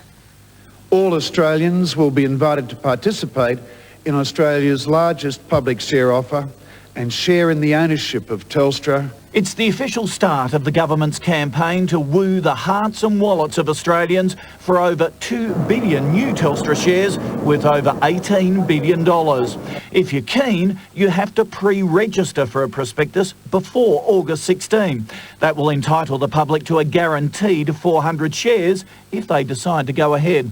Existing Telstra shareholders don't have to pre-register and will automatically be entitled to buy 1 new share for every 5 shares they they hold now, up to a maximum 10,000 new shares.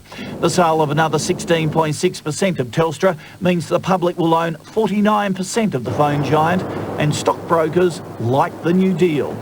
I think we still see it as a growth industry, and of course Telstra is a very strong business, so generally we're recommending Telstra as a buy. Now remember, this is simply an offer to register an interest and get a guarantee of shares if you want them. Now that decision can only be made when the price is released, and that'll be a couple of weeks. David Kosh, 7 Nightly News. Coming up, the Aussie with his eye on the top Olympic job, and a birthday tribute to some medical miracles.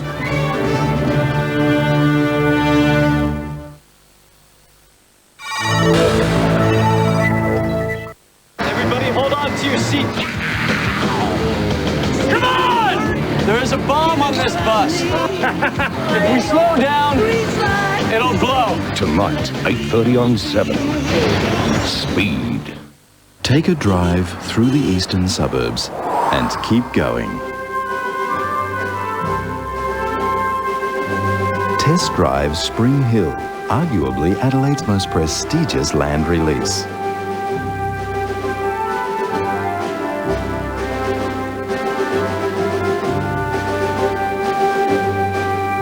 Spring Hill Golden Grove, more livable than the eastern suburbs and far more affordable.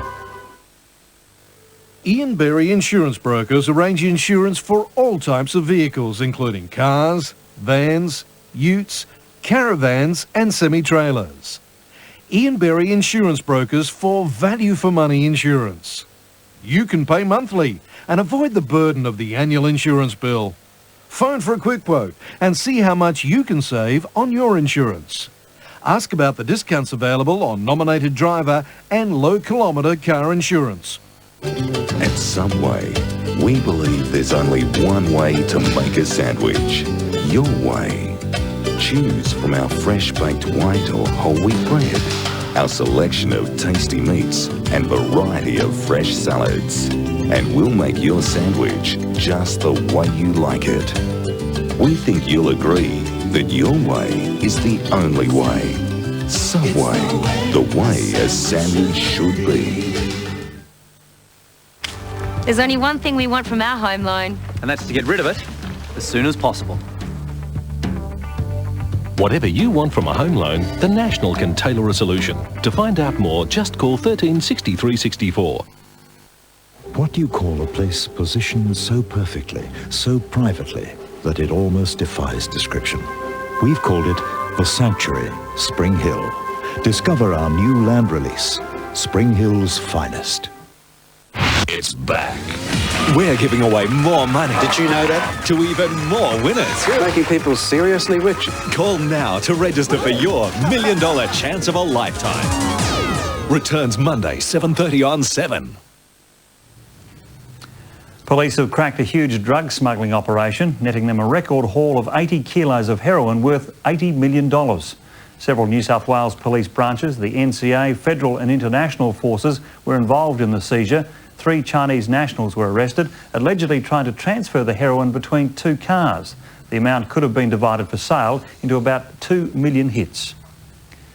SOCOG Vice President Kevin Gosper believes Olympic athletes should take greater responsibility for the removal of drugs in sport. He says he'd enforce this if he became president of the International Olympic Movement. Kevin Gosper says he hasn't decided whether he'll run for the IOC presidency when Juan Antonio Samarant retires in 2001. If I judge at the time I have the support, I'll throw my hat in. But today he sounded like a man on the campaign trail. I think I would bring a corporate style of management which would firstly address the way in which we bid for cities and have the cities organise the games. As president, he says he'd enforce greater transparency in the Olympic movement.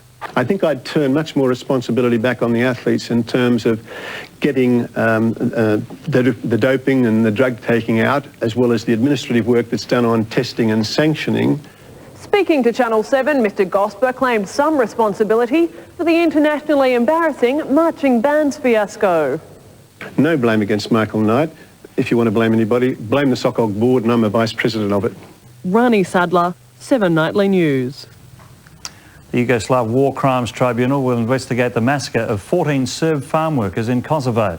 Slobodan Milosevic is blaming the NATO-led peacekeeping force for the killings, saying it's failing to protect Serbs. The men were killed as they harvested wheat near the village of Graco. All were shot at close range in what appears to have been an ambush. Locals blame the Kosovo Liberation Army, but Yugoslav President Slobodan Milosevic blames NATO and the United Nations and is demanding full protection for Serbs in Kosovo. Concerns in the Middle East that the Dead Sea is, well, dying. It has so much salt you can't sink. But now the water level is sinking by over half a metre a year. The reason, too much water is being taken by Israel and Jordan from the Jordan River, which feeds the Dead Sea, while some companies have set up large evaporation pools in their search for salt and other minerals. At the present rate, the Dead Sea will be just a puddle in a few hundred years. And a shock for motorists on San Francisco's Interstate 80 when a light aircraft touched down in an emergency landing.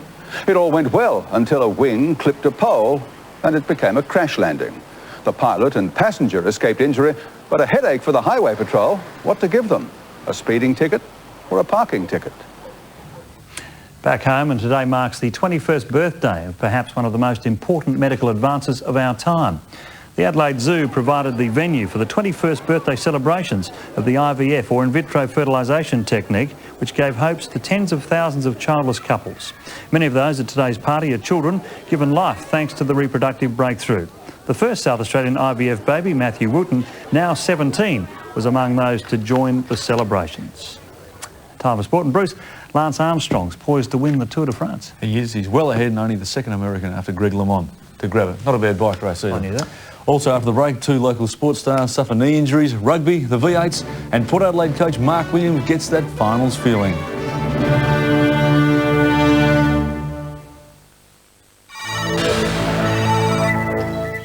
Dad used to come home in one of his moods. I knew as soon as he walked in the door. We couldn't see it.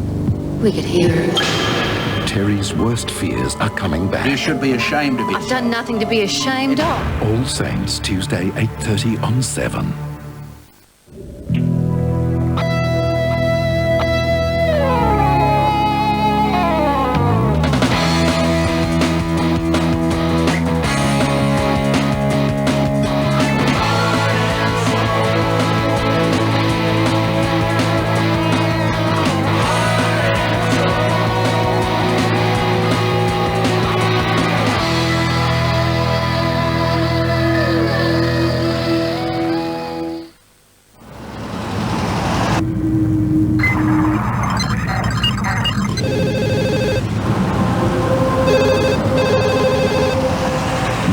Telstra share offer is coming. Reserve a copy of the public offer document by August 16th and you'll be eligible for a guaranteed allocation of shares. The Telstra 2 share offer. It's for you. Call 1800 181818. Authorised by the Commonwealth Government, Canberra. At Subway, we believe there's only one way to make a sandwich. Your way. Choose from our fresh-baked white or whole wheat bread, our selection of tasty meats and variety of fresh salads. And we'll make your sandwich just the way you like it. We think you'll agree that your way is the only way. Subway, the way a sandwich should be. Joy Ring Fashion's winter clearance sale is now on. We need to make way for all our new season stock, so there are bargains galore in sizes 10 to 24. Hurry in now and save dollars at Joy Ring's winter clearance sale, Woodville, Cumberland Park and St Peters. We've got plenty on our minds as it is. It'd be great if we could just forget about home loan rates. Whatever you want from a home loan, the National can tailor a solution. To find out more, just call 13 63 64. This sports segment brought to you by Commodore Series 2. Welcome back, and Port Adelaide needs only 2 wins from its last 5 matches to play in its first AFL Finals series. The Power beat Fremantle by 7 points, no injuries, and Shea Cockatoo Collins has a chance to play against Brisbane next week at Football Park. 5 straight wins for the first time, 1 win away from the club's best record in the AFL. In the absence of Wanganeen, Cockatoo, Collins and Primus, unheralded players finally putting their hand up. Little wonder the coach had a spring in his step.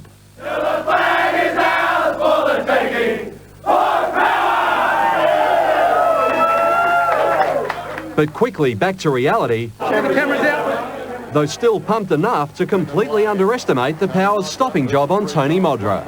6 goals or something? 5, 6? What do you tonight? What do you kick? Is that all 3? Well, you look dangerous anyway. That's a smile for everyone at home. Doubtless Williams is still smiling tonight. For the second successive week, his team has delivered under stifling last quarter pressure. Superb finishing again from Schofield. 55 metres out, unloads a big bomb, he's got it! And a new match winner, Jude's 3 last quarter goals, the icing on the cake. Got his hands on it. Here's a chance for Jude for his 3rd goal. Oh. He's got it! Without any doubt, our football club believes that given proper preparation, we can beat any side that wants to come up against us. Bizarre programming saw the match finish at 12:15 Adelaide time, adding further merit to the win. Their body clocks had only a day to acclimatise. Paul Dowling, 7 Nightly News. And at the SCG last night, the Swans took care of Richmond by 41 points. No Paul Kelly or Michael O'Loughlin, but Tony Lockett stepped up with 6 goals. Matthew Richardson finished with 4. And we're halfway through our delayed telecast of the Crows Hawthorn match at Football Park. The second half follows the news, so if you don't want to know the final score, please look away now.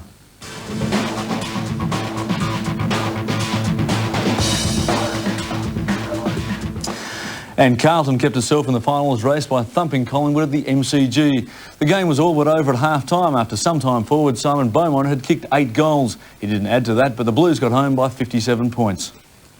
Collingwood might have fancied causing another boil-over early on. They were winning the centre square and jumped to a 15-point lead. But the Pies didn't bargain on Simon Beaumont's extraordinary afternoon. 4 goals in 8 minutes, including a holding the ball in the goal square, had the Blues in charge. And Carlton turned it into a procession in the second term as the Magpies couldn't find their opponents. The Blues have worked harder on selection night. Beaumont adding another 4 goals to have 8 by half-time. Can he get another one, Beaumont? Oh, it's a golden day!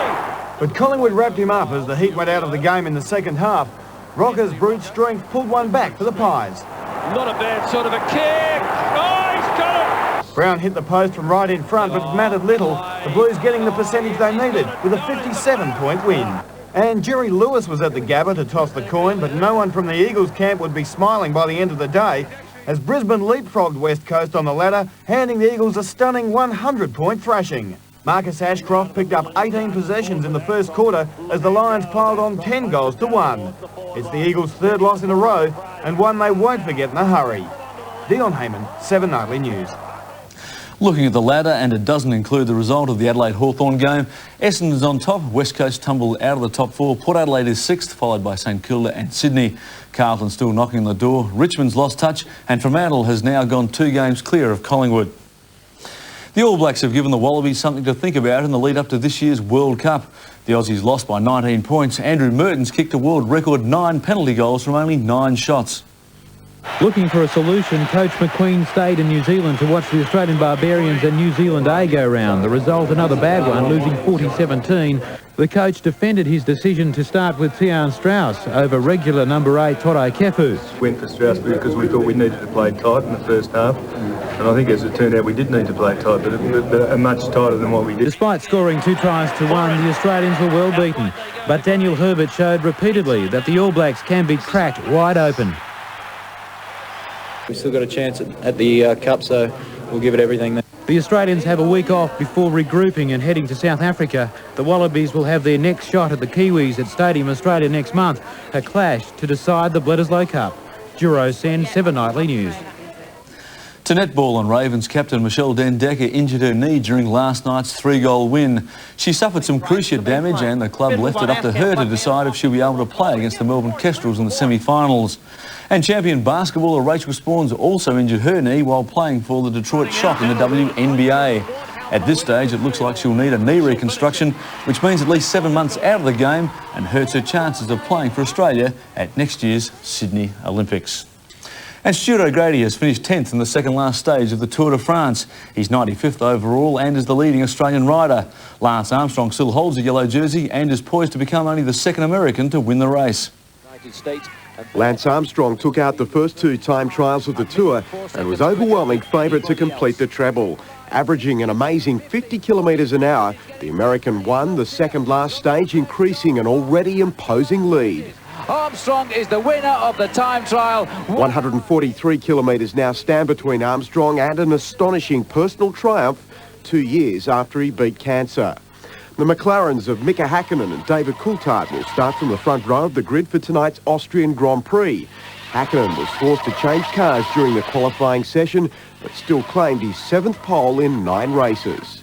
And after winning the first sprint of round 8 in the VHL series, Craig Lowndes made a spectacular exit in race 2. Oh, no! Who's got a HRT car? Craig Lowndes! Oh, my goodness me. That's a nasty... Craig Lowndes, car 1, our championship leader. You could see there was a contact there between 2 cars. It set off a chain reaction. Drivers rushed to his aid and Lowndes was later taken to hospital for observation. Lucky to have only suffered bruises in a 200-kilometre-an-hour crash, which saw him roll 5.5 times. Remarkably, the race restart was also marred. Lowndes' teammate Mark Scaife going on to win. Paul Gregg, 7 Nightly News. And for tonight, that's our sport, Jack. But just before I go, Australia's qualified for the Fed Cup World Group. We beat the Netherlands. Nicole Pratt and Jelena Dokic won the singles. Fantastic. Easy as that. Going beautifully. Shirley's here next with the weather, and it's looking great for the start of the working week. And in Adelaide, the holy meets the hairy.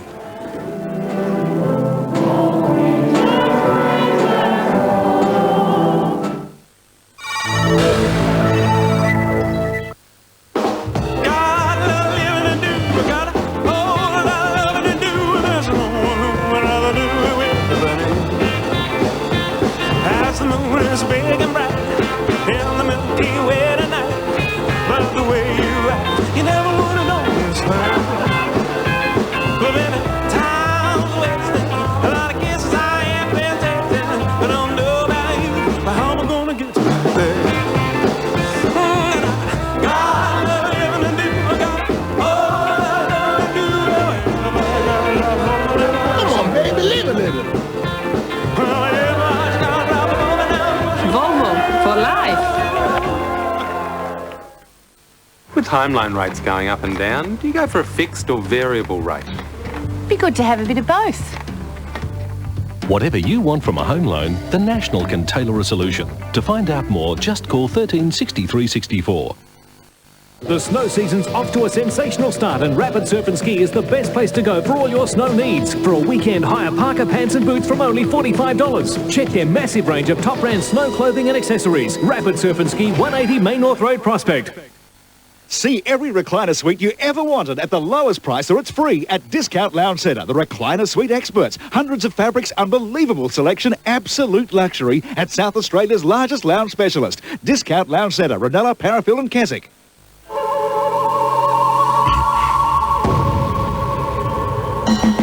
When a Japanese brewer took their huge market by storm with a new beer, MLC was there.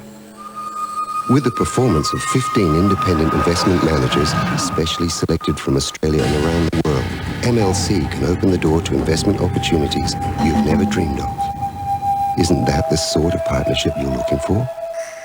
MLC, working towards your wealth. Next, the footy continues with second half action. Will the Hawks swoop into Footy Park and knock the Crows out of their nest? Next on 7. Tonight's weather report proudly brought to you by MLC. Hello again. We had a partly cloudy but mainly fine day. Temperatures were a little warmer than forecast due to those northerly winds.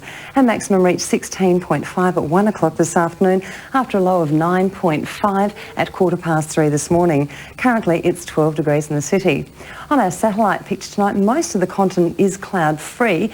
There is still a small area of rain-bearing cloud along the eastern seaboard, and you can see some frontal cloud moving in from the west, which is due to arrive on Tuesday. As we take to the skies, that low-level cloud over our coastal areas did produce some drizzle early today, but only a trace of rainfall was recorded. On tonight's charts, this high-pressure system will drift further eastward tomorrow, so the winds will turn more northeast to northwesterly and start to freshen ahead of that cold front arriving on Tuesday. The front will clip to the southeast of our state, causing cloudy conditions and perhaps a few showers along the southern coastal areas. Then on Wednesday, that high will start to dominate once again. Around the country tomorrow, a few showers over in Perth, fine and sunny in Darwin and in Alice Springs as well as Cairns, with showers forecast in Brisbane and Sydney, but fine elsewhere. Back in our state, we had a mainly fine and sunny day with just a trace of rainfall reported at Cape Border early this morning. Temperatures were about average due to those southeast to northeasterly winds. They ranged from 12 degrees at Clare up to a pleasant 20 at Nullarbor. Tonight we're expecting a cold night with local frost and fog patches, and then tomorrow we'll have a cold start to the day, but it should warm up to a fine and sunny afternoon. However, those northerly winds will become fresh along the southern coastal districts during the day. On local waters, northeast to northwesterly winds reaching 15 to 20 knots at times, with seas around 1 metre. In the city, down to a chilly 6 degrees tonight and then warming up to a pleasant 19 tomorrow. Looking ahead, it's hard to believe that this is actually winter. Tuesday, Wednesday and Thursday, all partly cloudy days with tops around 18 degrees. On our 7-day outlook, a cooler southerly change on Friday with a few showers expected, but it should fine up again by next weekend. Well, that's it from me. Norla will tell you more about that tomorrow night. It's back to John. Good night. Cheryl Lee, from all of us here, happy birthday. Yes, we did remember. How many today? Come on. 30-something. Oh, I was going to say 24 or 25. I'm a good bloke, aren't I? Just before we go, everyone was wagging Sunday school and only this morning, but the local minister thought that was just perfect. St Augustine's Church was the scene for the annual blessing of the pets, and all creatures, great and small, packed the pews for Father Max's family service.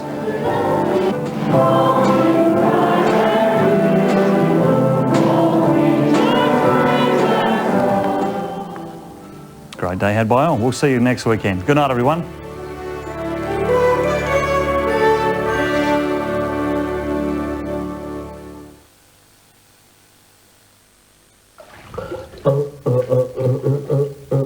Come on, sing it for me, girls. Woo! Whoa! No! Here I come now. And you know when you hear me moaning. Da da da.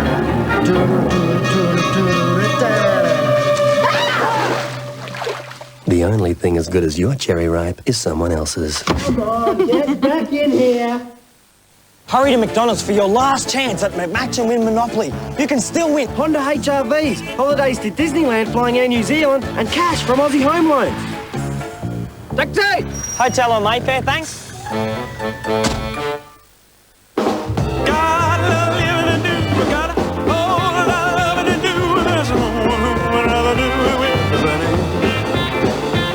As the moon is big and bright in the Milky Way tonight, but the way you act, you never would have known this right.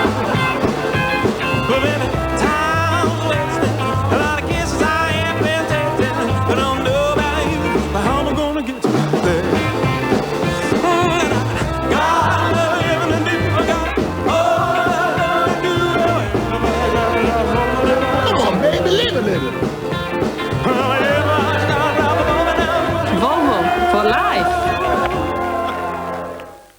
There's one thing a girl hates. Is this the big 3-5? It's a birthday shop. Nell thinks I might be in love with you. But an even bigger surprise is coming. We got it together, didn't we, baby? When Barry White joins Ali's party Monday. Fine day in Adelaide and everything just fine for the Crows, leading by 36 points. Curls?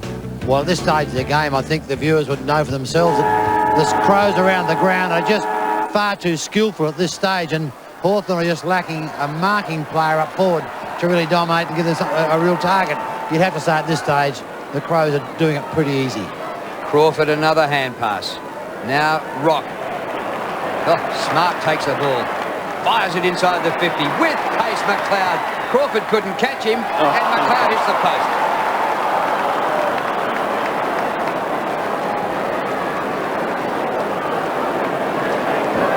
Curls, if you have a quick look at the flags on the right-hand side of the screen of the stadium, the wind looks to have turned around and is now favouring Hawthorn 2 quarters in a row. Well, it's virtually just going across the ground slightly. There's not much in it, though, Bruce. It's not a problem for the coaches. So Salmon now at half-back. Nobody standing the mark. He kicks over the wing. Rawlings bumped out easily. And it flips over the boundary line. Curls, the problem for Ken Judge would be he's only got one Paul Salmon and one Shane Crawford. Yeah, well, I guess that applies to a lot of coaches, but it does apply to Ken Judge here today. Well, Nick Holland, who was a last-minute withdrawal from the side with the flu, is being sorely missed here today. Matthew Robran off the side of the boot. Look at Crawford giving chase. The two number 9s, Edwards and Crawford, have both been top players. Oh, Crawford, that was too hard. And Edwards gets the hand pass to Benke. Long to full forward. Jarman at the back. Lost sight of it momentarily. Vardy! Great ball!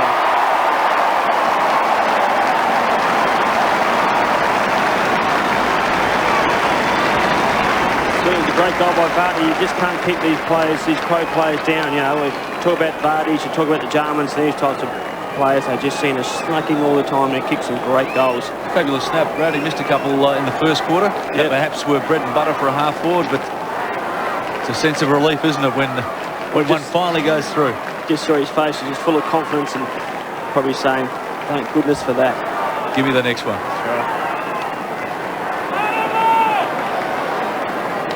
Skill execution then was phenomenal. Great shot of it. So the Crows get the first goal of the second half. Comes down to Anthony Rock. He's kicked towards centre half forward. Hart with one hand gets it away. Rashuto front of the pack with upper body strength, rips out the hand pass. Burton back to Jamison, beats a tackle. Jamo to Jarman. Not quite. Just hasn't been his day today. He's had just one kick, Darren Jarman. And Hay has done a top job, gets it away again. We've touched on Nick Holland missing, but the flip side of that is the Adelaide defence suddenly doesn't have to take out its best defender, and probably another player like Ben Hart or someone to fly across or fill the hole. Suddenly there's two players with a sense of relief and a lot more freedom than they usually have in a game. Oh, Bickley, he'll take a free kick here. Held when he didn't have the ball by Woods, just as the Hawks were dashing away with it. Bickley's kick. Goodwin. And Drew, just to add to Hawthorn's woes, people like Vardy and Jarman are not going to stay goalless, even though Vardy got one just then, all that for the whole game. That's right. Smart now marks right in front. And also, Kel, just some of the other players which are out for Hawthorn, is, you know, like Graham, Harford and Crode, who have been steady players for him for the whole year. So it certainly puts a real big dent in the Hawthorn side with those types of players out. It does, and they've got to adjust to it today, whereas the Crows have adjusted for the whole year. Yep. Smart, 49 metres, with plenty of distance, but offline. He's kicked 1-1. Well, they must have known they were up against it, the Hawks, when they came over, knowing that Holland was going to be out, plus all the others. But you've still got to be positive. Certainly do. Pump yourselves up for the game. Well, even with the opportunities with some of the kids who've come into the game, like Obbs and Dennis and these types of players, you just got to have those types of players coming through. And if you do play them, John, if you're starting, you just got to give them faith and just hope they're going to do the job. Yep. Oh, Burton! He was up in the commentary box. He marked with his feet. I think we've touched on it before. He is going to take a mark of the year, isn't he, Bruce? He certainly is. Well, I think he's got about 6 entries in there already, right? Well, he had to give away the free kick, but gee, worth coming to see him jump. Well, sure, if you get that high, you either take the mark or you get cleared for landing at Adelaide Airport. Costa to Robran. And Burton's run on. He's unmarked. 30 metres down the ground. Now he's covered. So Burton can fly, he can run, he can kick a goal. And it's incredible to think he is a first-year player in the top level. Oh, Robran's gone to kick it 90 metres and kicked it about 30. Malcolm Blight renowned for letting you have one go at the top. If that doesn't work, put it away. Lord, and now Turvey gets it over the line near centre wing. Fellas, interchange for Hawthorn at this stage. Taylor, Robran, Lloyd and Barker. Boundary umpire with part of the game they love overseas, with the umpires getting involved with skills of the game, throwing in over the head the umpires. Oh, Crawford, a rare mistake. McLeod closes him down. Crawford's kick bounces inside the 50, and on it goes. Here's a chance. Dixon on the turn. Goal. Hey, listen up. We're thinking of changing the Third Rock theme to this.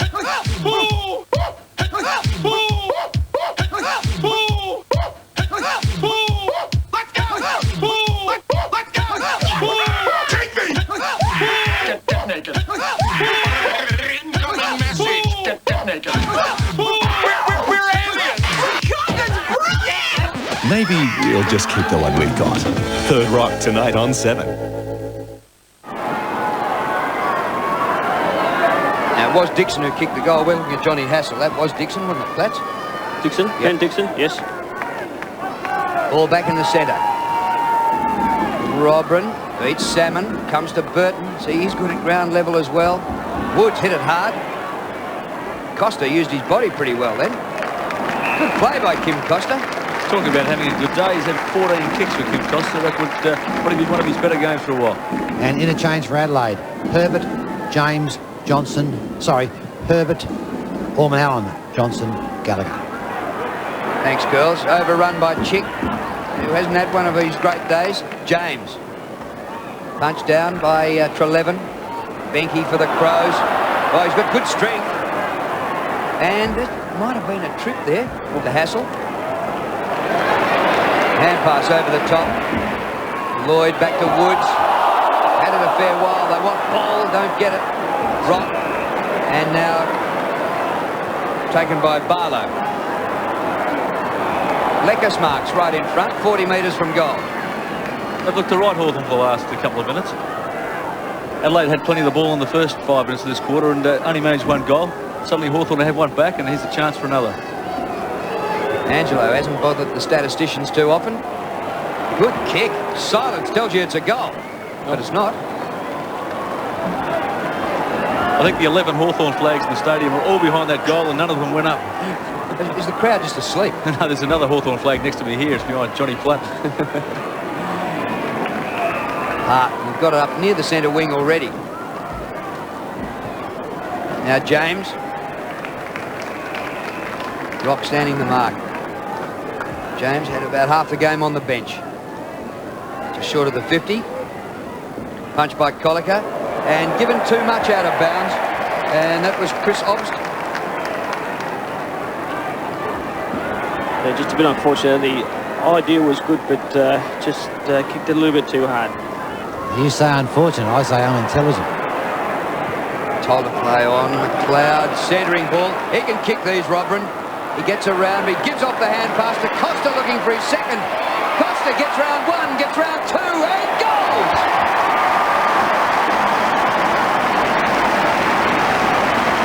Here's what Australia's leading motoring journalists had to say after testing the new Magna 3.5 V6. Mitsubishi has a head kicker. The silky 3.5 engine matches Commodore's output and outstrips it in power to weight. Mitsubishi has built a V8 killer. Magna 3.5 V6 feels like a V8. See it at your Mitsubishi dealer now. It is Mitsubishi.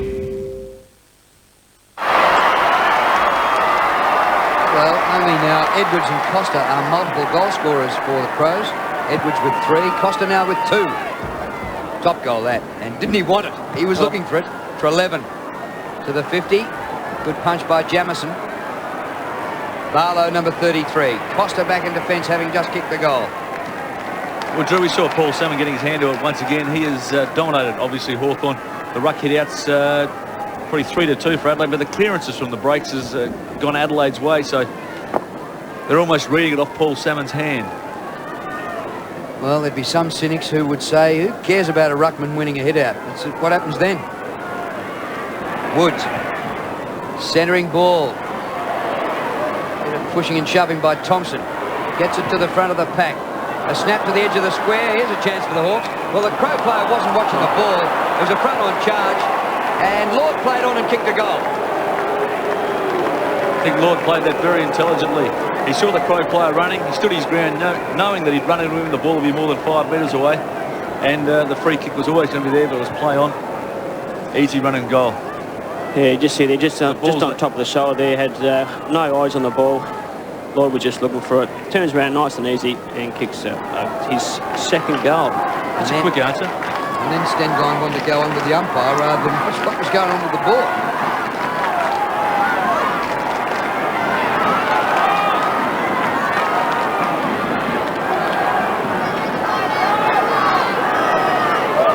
Back in the middle, it's a 37-point game. It had been 36 at half-time.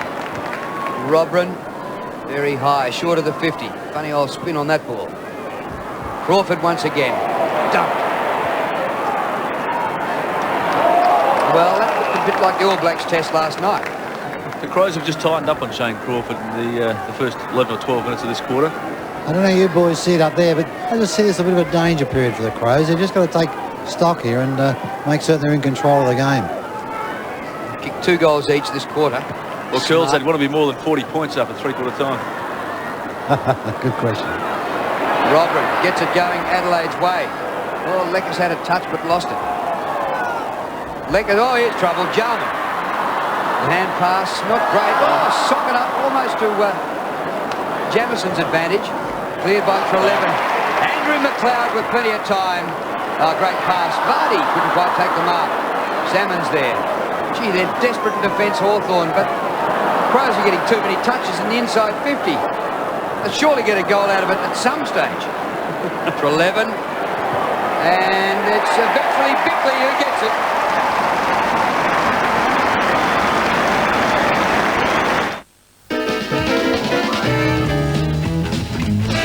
Oh, sorry. Rosemount, Diamond Lounge, Cougar Bourbon, $25.99.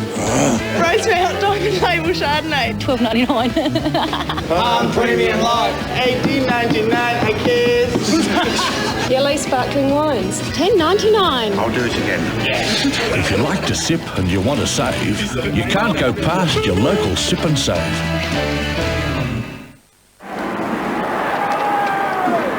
Well, if the Crows could sense Curl's worry there that this was a danger period, that was a pretty handy goal for them. And it sure is a big margin now, 43 points. And they're just getting too much of the footy in midfield. Prosciutto from Smart, knocked out by Rawlings. But you're under heaps of pressure, Obst. Lost it. McGregor in the back. Free kick, McGregor.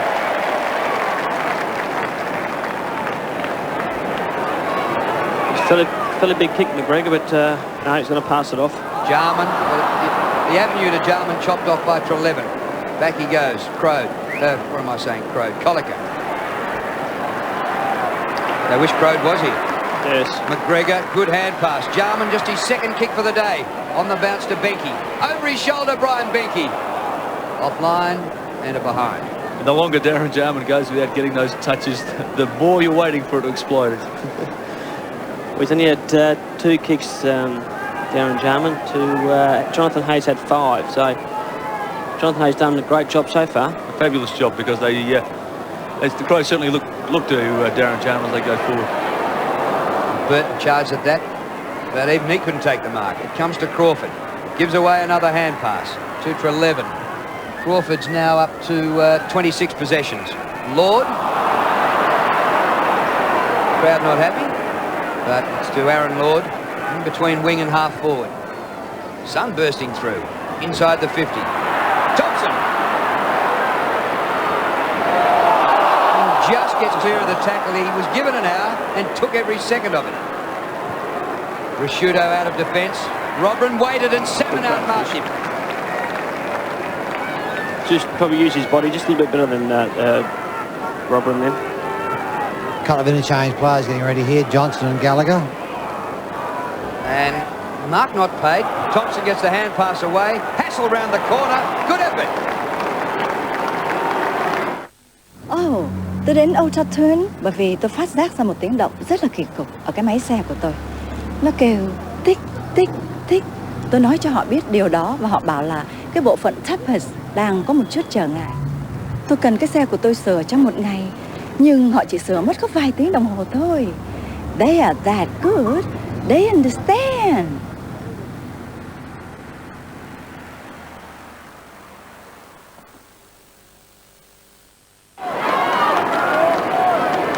Well, it's now 3 goals each in this third quarter. We've reached the midway point. 10 minutes remaining.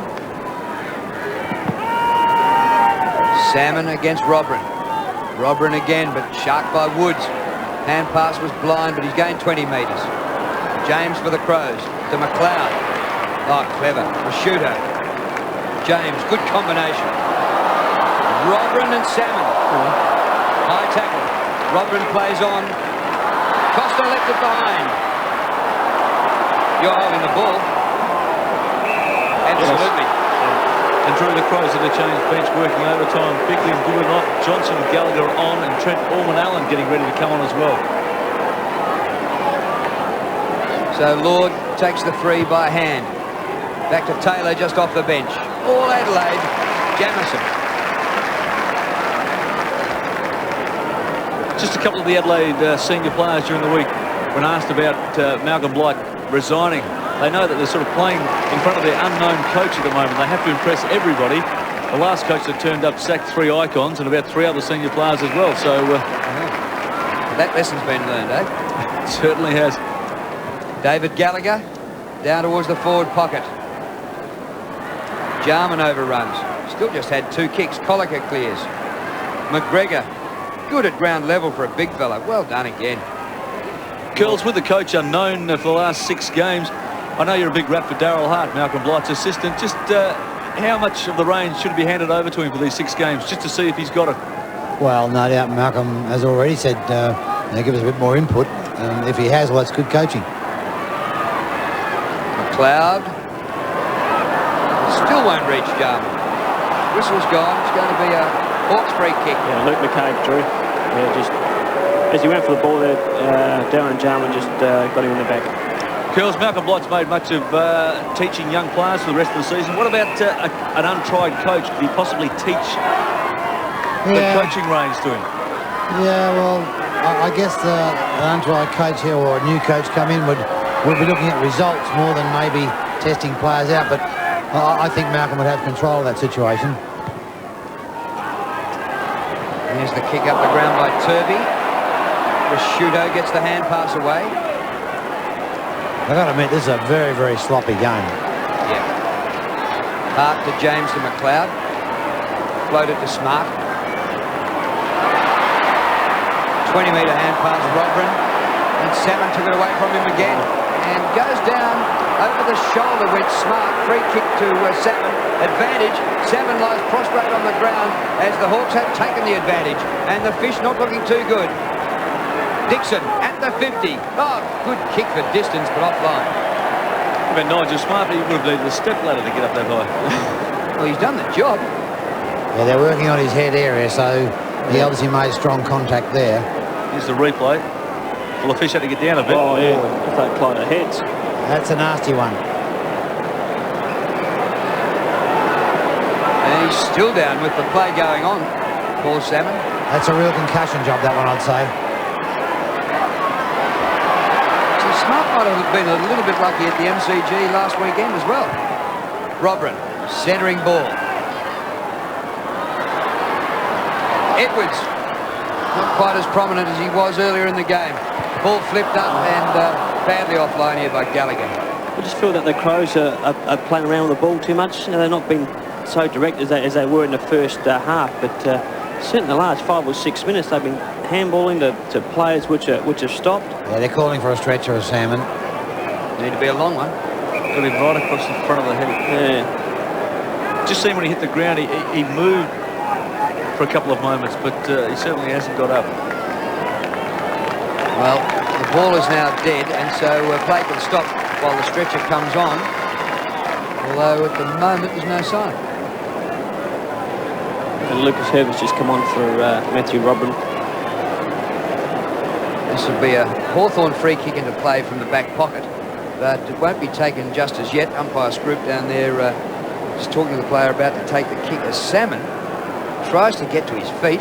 Where is the stretcher? I don't think it'll be big enough for him, will it? Oh, he's got the stretcher underneath him. It's underneath him. I think they're looking for another one as well to join it together. Yeah. It's got him right above the eye. You can see where the blood has started to flow down his face. But it'll be a mighty old headache for him. That. Well, it'll take a while to get him off the ground. He's Smart coming through with the shoulder, and by any reckoning that is high. Well, there's not a great deal wrong with the contact. It's just a damn bad luck for Salmon, who had his eyes on the ball and wasn't quite expecting it. Platsu rode to Paul Salmon for a couple of years. Yeah, he was good. Like, he's just the contact with him with eye to eye or hand contact is very, very good with Fish. He's a smart man. He's played footy for a long, long time. And His you know, I think defensive work, finding that hole, filling that hole. he does it so well. You know. And I think the last time that Adelaide, I mean that the Hawthorn played here, I think Paul Salmon come up very early in the game too. So I think Warren Treadray, there was a cleaned clash him in up, the first that's right. minute, so Paul Salmon probably wouldn't be looking forward to his next visit to the football park. And of course, fellas, this does throw a real extra load now on Hawthorn. I think Jonathan Robin will go into the ruck, so we could see the Robin clash on the ball.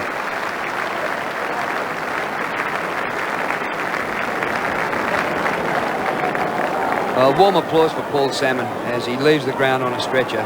He has been one of the greats of AFL football. And his resurrection, when he went to Hawthorn and got permanency in the ruck and won the club's best and fairest in his first 2 years, at his stage of life, that was great to see. Now, here's the free kick into play. It might be a late finish here. Crawford will take the free kick, bumped over. Well, Benke and Taylor. Gee, Richard Taylor, you're fighting out of your weight division there. He's a tough little player, Drew. Don't over that. How many ruckmen did you belt, Plats? Oh, plenty. Straight right to the knee. Took out a box to stand on. Turvey, not a bad kick, all the way to half forward, and a good juggled mark taken down there. Barlow. Barlow's kick. Thompson. This is your protege, not Rat, this one? Yes. Good kid, Nathan Thompson. A couple of more years on the hair. He'll be right. Well, it's 3 goals each so far this quarter, so certainly Adelaide may have had possession, but they haven't got the points just yet. We still have 6 minutes remaining for the term. 37 points the difference. This can make it 31. Thompson, good kick. He's got it. Everybody hold on to your seats or whatever you can. Speed! Come on! Once the bus goes 50 miles an hour, the bomb is armed. If it drops below 50... Oh my God, he is insane. It blows up. Stay on or get off. I've never seen driving like that. There's a gap in the freeway. We're gonna die. Get ready for rush hour. Tonight, 8:30 on 7. Speed. Well, it was only 5 weeks ago. Hawthorn trailed St Kilda by 50 points and got up to win by 13 in the biggest turnaround in the history of the game. They are capable and just don't write them off yet. Thompson up in midfield now. His high ball to centre half forward. Punched out of defence by Bassett. Straight to the worst bloke they could give it to, Crawford. His kick. Plenty of Hawks here. The bounce might favour them. Robert's there, ridden into the ground. Play on, says the umpire. Jamison's hand pass. Well, it was 3 Hawks to 1 Crow defender there, and unfortunately couldn't make the most of it for Hawthorn. Smart, brilliant football. Crawford again. Well, he held it and took it all the way over the line. Drew, I think it's safe to say that the outcome of this game depends entirely on the attitude of the Crows. If they slacken off, this Hawthorn side will take full advantage of it. Curls, how much will last week's last quarter just slip into their minds now? Well, it certainly will at 3/4 time. Anthony Rock with a hurried kick. Hawthorn looking just threatening at the moment. Hart just beats the tackle, gets the hand pass away.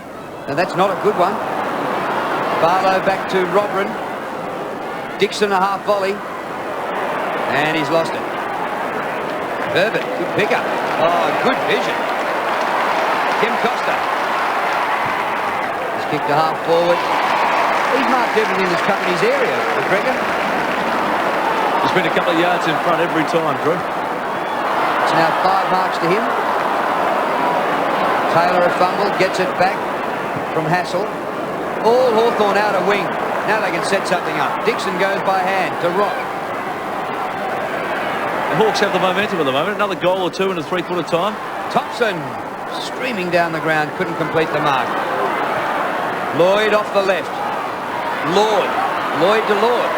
Aaron Lord with a bit of a chance, but taken to ground, allowing Rashudo. Good kick. Gallagher. Got a midline quickly with a couple of Crows plays here. It's a young Crow. He's been in and out. Form's been up and down this year, but he's shown enough to have Malcolm Blight believing he's a player of the future, young David Gallagher. Here's Bruce, and certainly that's one of the young and upcoming players which the Crows will be looking forward to. Hey, one of the Hawks' best. Made sure Jarman didn't get it that time, but he gets it this time. And just his third kick for the day, goes short, comes unstuck. Colica sweeps it up. Crawford will get it back from McCabe. How does he run out of game? He must be the fittest man playing league football. Hassel. You just keep blinking watching Shane Crawford's stats tick over at the moment. Yeah. To half forward, Barlow. 31 the difference. If they get the next one, it might be pretty interesting in this last turn. Kick by Barlow. Thompson out of position, but he worked his man out of position. Free kick Bassett. You mentioned Jonathan Hay a moment ago. By the start of the game, we said Darren Jarman would spend the best part of 3 quarters on the full forward line and not scored. You wouldn't have believed it, no. Well, I came across here today thinking, oh, we might see a Jarman show against his old side. There's a quarter to go, Drew. Hawthorn undermanned. I thought he might get plenty of it. And that's right, his favourite quarter is the last. Edwards, who's had a good day, 3 goals in the first half. Bit of sun here for the forwards to look into. Jarman looking straight into it. Edwards gets around Obst and goes across the ground to Smart. Good mark. Sun didn't bother him. Yeah, a bit of a mismatch here with Hassel on Smart, so Kenny Judge is going to do something with that one. But fellas, Hawthorn have really lifted their intensity. They're really working a lot harder now. Just looked like Hawthorn might have just swung the momentum their way, Kills, for a moment. They certainly have. Smart to Benke, who's sandwiched. Any amount of Hawks there to pick up. Taylor goes backwards. McCabe. 4-old kick by Luke McCabe. Ormond Allen hit it hard. The Hyphen still going. To McLeod. He thought about support on the outside. Costa for his third. Missed to the right. And John Platten did everything he could to lean across that one. I was leaning across it and nothing come out of it, so I thought that's not a bad kick. Not really. He's had a few shots from there today, Kim Costa. He has. He's played well, Costa, and the good thing about Kimmy is he can kick a few goals, and I just think that his second and third efforts have been fantastic today. He's had a couple of goals, 17 kicks, 1 handball, as every good wingman should. Said with experience from Bruce Abernathy. Kim Costa came into this game with 3 goals this season. He's added 2 more today and might have doubled his season tally with that kick. Taylor. Hassel, good pickup. Turvey. Topsy-turvy. To half forward, Lord with a climb at the back, comes to the front to Lloyd. Rock. Now Aaron Lord on the run. 50 metres out. There's nobody home. And he's a metre short and offline. Probably really should have gone to Nathan Thompson then. And Hawthorn are getting possession, but they're just not retaining it, not using it. Turnovers. They easily could have caught the Crows in scoring this quarter. Yeah. Fellas, this report on Sam, and unfortunately a nasty one. They're saying a cracked cheekbone. Oh, that's terrible. Ben Hart skirts around the defence, sees the gap between the goals, but can't find it. Talking women, he kicks it like a defender. You'll have so Ben Hart's first score for the day, a behind. Not covered with glory, this lead here to the Crows. 33 points is the margin. Interesting, the Crows newsletter during the week, we saw a picture of Ben Hart in 1992. He looked exactly the same as he does now. Rawlings close to the boundary line. Not a bad kick, eventually. Turvey. Turvey, a 21-year-old from South Fremantle. Up towards centre wing and over. Rock waits at the front. Open space here. Barlow, good effort. Good mark. Robin going past a poor handball. Gee whiz. That is a skill error that shouldn't be made at this level. Lloyd goes off the ground. Chance for Lord. Aaron Lord, 30 metres out from goal. Ball pinned to him. The umpire will ball it up right on the siren for 3/4 time. Well, you couldn't say that Hawthorn didn't have their chances epitomised by that last handball. It was telegraphed about 10 seconds before that was what he was going to do. That was their chance to score. They've outscored the Crows this quarter. Plenty to go yet, Drew. Yep, they coughed up a 40-point lead last week, and this week it's only 33.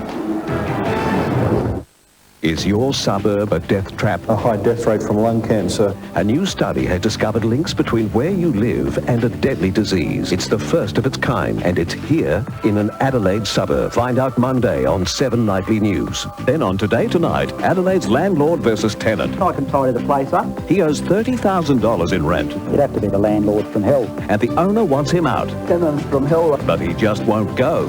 From 6 o'clock on 7. When you're fit, you feel great, you feel alive. You've got to feel fit on the inside as well, otherwise you're only doing half the job. Your body needs fibre to exercise the digestive system. Most people don't get nearly enough, but getting fibre can be just as enjoyable as exercise. It can be bananas, sultanas, pawpaw currants, just like the ones in all brand fruit notes.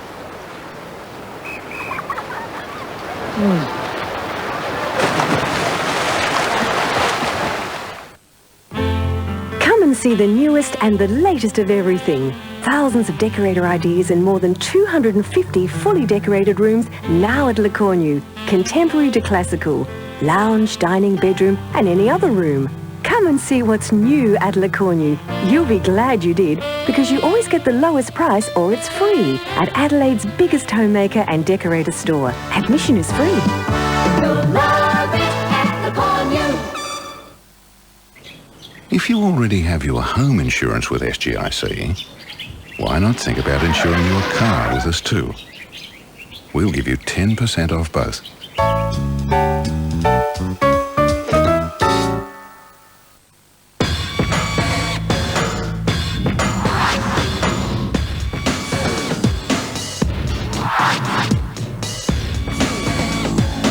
You'll always find the right part for your car at AutoPro. Phone now to order the Adelaide Crows 1998 Premiership Plate. This commemorative plate has MCG and player colour action images with game stats and scores. There's only a limited number left. Now half price for Father's Day, only $24.95. Phone 1800 151 777 now. This price is only available for Father's Day. Don't miss out on this great offer at only $24.95. Phone 1800 151 777. We're happy little Vegemites, as bright can be. We all enjoy our Vegemites for breakfast, lunch and tea. Our mummy say we're growing stronger every single week, because we love our Vegemite. We all adore our Vegemite. It puts a rose in every cheek. How's that treehouse coming along? The vitamin B in Vegemite helps release the energy kids need to grow. We're growing stronger every week.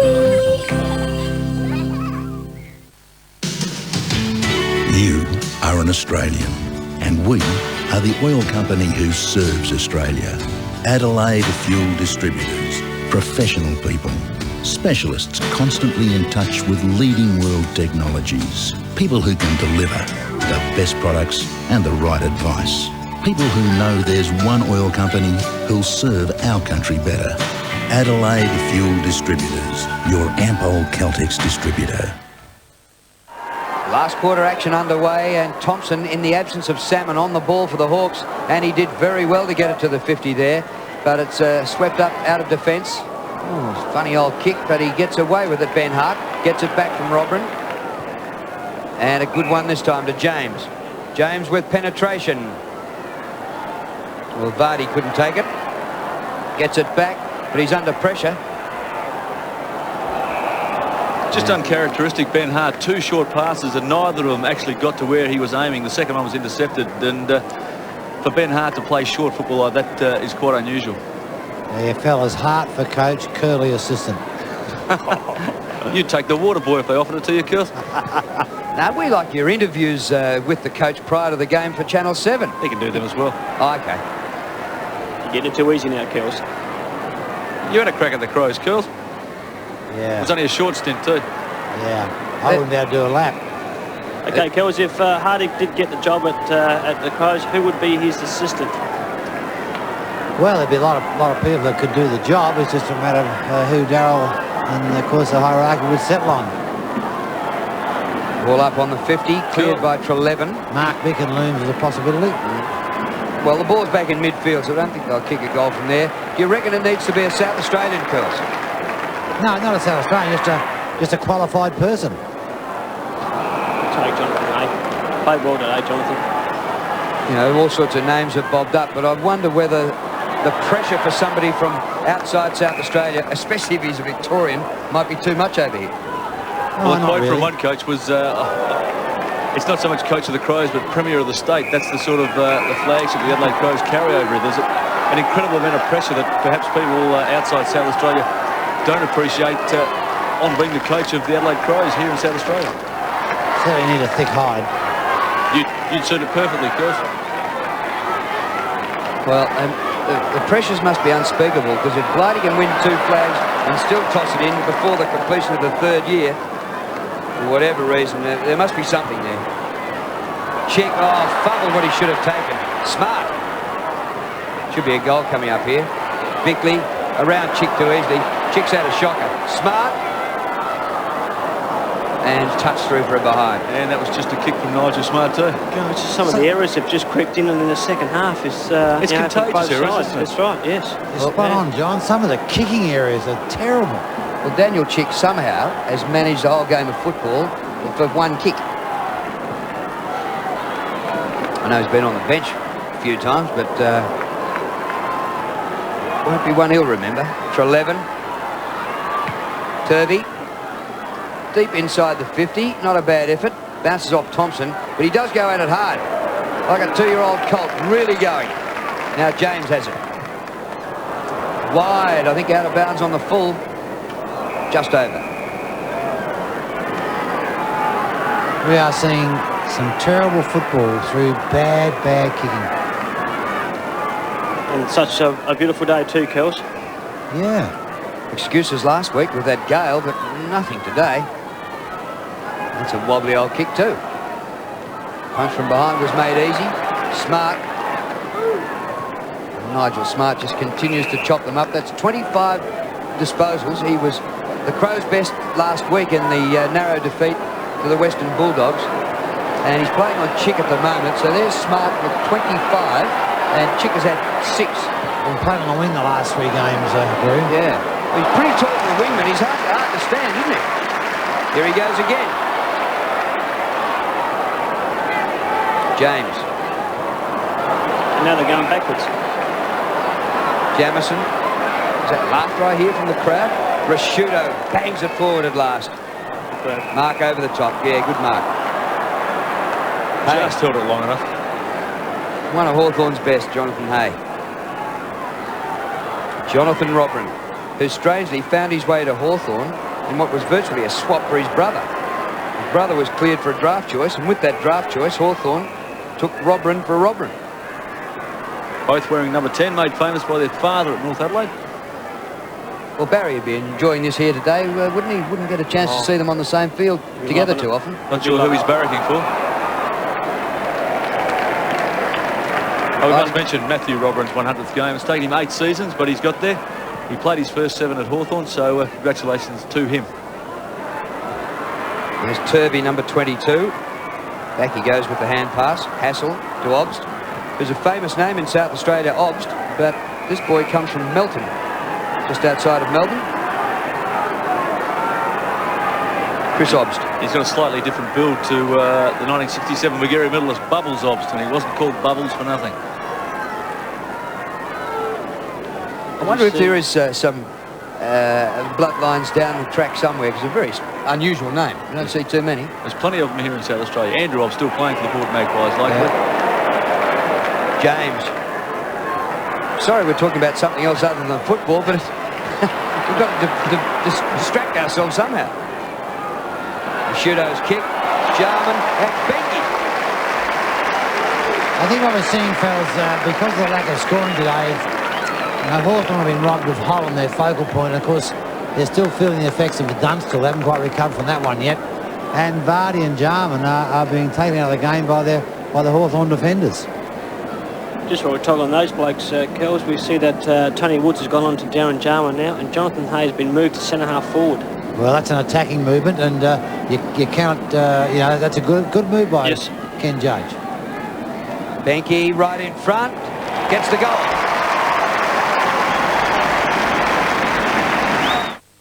Like to have your credit card paid off? What about buying this little baby?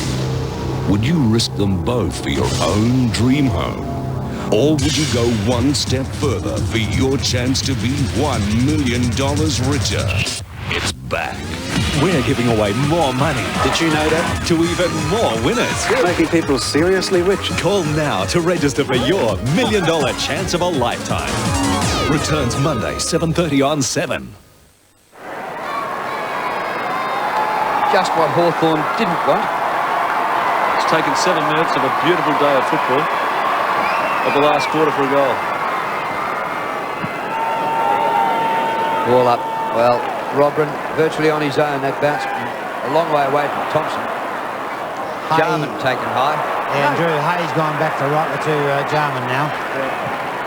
No free kick in there. Oh, good mark. Peter Vardy, and surely Peter Vardy will get a goal here. He's got just 1 goal, 1 for the day. Difficult to keep good players down for an entire game, isn't it, Brad? It is. Tony Woods is just coming off, and Kel's the move of the day. We've just put it back on the Hay again. He's gone back on the Jarman. Yeah, well, to look at the situation for Hawthorn, to win the game, they've got to get some attacking players that can kick goals, and you've got to get your best players now in attack and take a risk on the defenders doing the job at the other end. So here's Peter Vardy for his 2nd for the day. And to stretch the Crows' lead. Another funny spin to it for the goal. Paging Dr. Elliott. Oh, Hi. Listen, I'm really sorry about what happened. Is there anything I can do to help get your car back on the road? Well, with Amy, they're taking care of everything. Quotes? Done. Repairs? Done. Good quality? Guaranteed for the life of the car, even if I sell it. Oh, wow. Well, I guess you don't need me then. Have a nice day. A free service that takes care of all your post-crash running around. Call Amy now. Crows have hit the ton, 100 to 54. And D. Jarman in the middle. Thompson wins for the Hawks, but it comes to Smart. Wide to James. His kick up towards the 50. Edwards caught behind. Oh, here comes McLeod. Pencil this in for a goal. But he's run to the boundary line by Obbs. Well done, Sable. Becky ducked his head into it. On the ball, he's pinned behind the ball. He won't be happy with that. Drew, on it to note the time and place. Andrew McLeod actually got tackled there. Yeah. Yeah, that's fair enough. You duck your head, well, you got to cop what's coming. Yeah.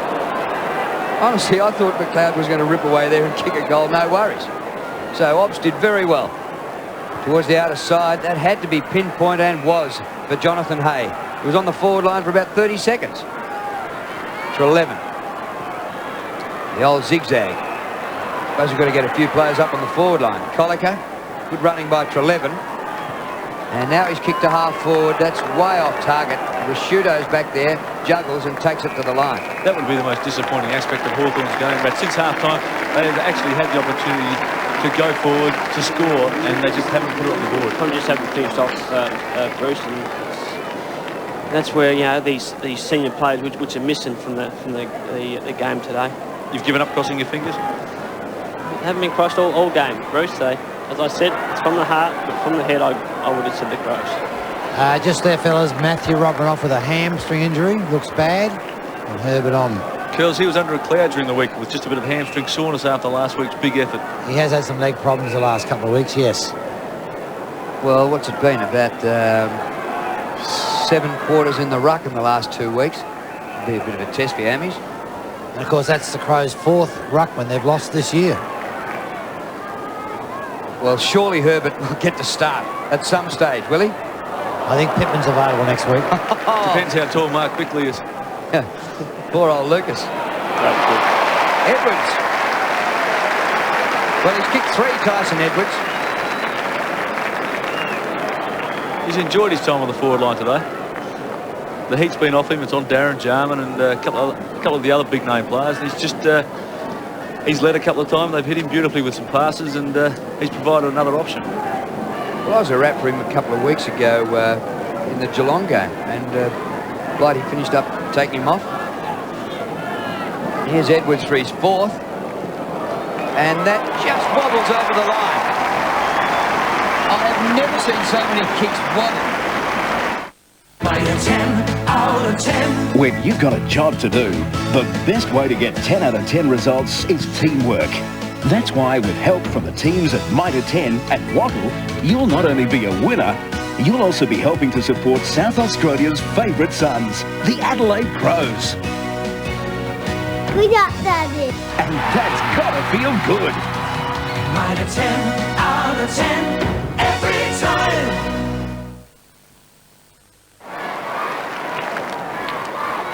Crowd today, 38,686, so not many have given the Crows away, even though they can't make the finals. And for a game between 11th and 14th on the ladder, this is probably the only place where you get 38,000 to watch. Daniel Chick, for his second kick all day, is offline and behind.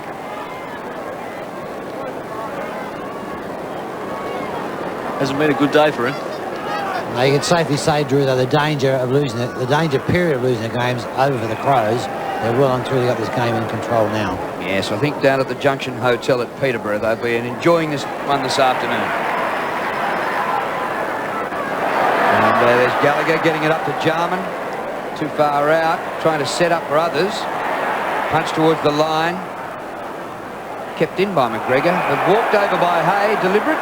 The crowd down in that pocket say, give us a free kick, umpire. Well, Curls, the game may be in the bag, but there's still not a style of football that would put a smile on Malcolm Blight's face. No, I'm going to check that football after the game because there's so many bad kicks today. There must be something wrong with it. Here's Tyson Edwards. He hasn't minded it. He's kicked 4. Bickley. Oh, good effort. Mark Bickley. Well, Curls, after watching that one, there's nothing wrong with the football. Correct. That was a great goal by Mark Bickley. He's sort of been on and off the whole day, but to his credit, he's come back. He's got a couple of goals in the second half. Yes. That's probably just on about 48 metres out from goals on a very acute angle. And Drew, you touched on the crowd support here. Despite the Crows, it looks like the season is over. Incredible support. The flags were up. Oh, yeah. Well, I suppose if you've got a membership ticket, you might as well come along. You've already paid for it, but still, it's a perfect day. That's a great crowd for two teams battling in the bottom sort of 1/3 of the competition. Lucas Herbert got the touch there, Drew. Enjoying his time out there in the middle. Well, make the most of it, Lucas. He needed a map to find the centre circle, but Craig Treleaven to take the free kick. 10.5 minutes remaining here at Football Park. Wide they go. Rawlings, the hand pass to Leckis. Deep to full forward. Oh, good mark. Getting back Nathan Bassett.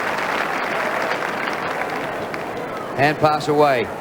Johnson to Gallagher. A couple of youngsters drafted from Victorian under-18 clubs into the Crows.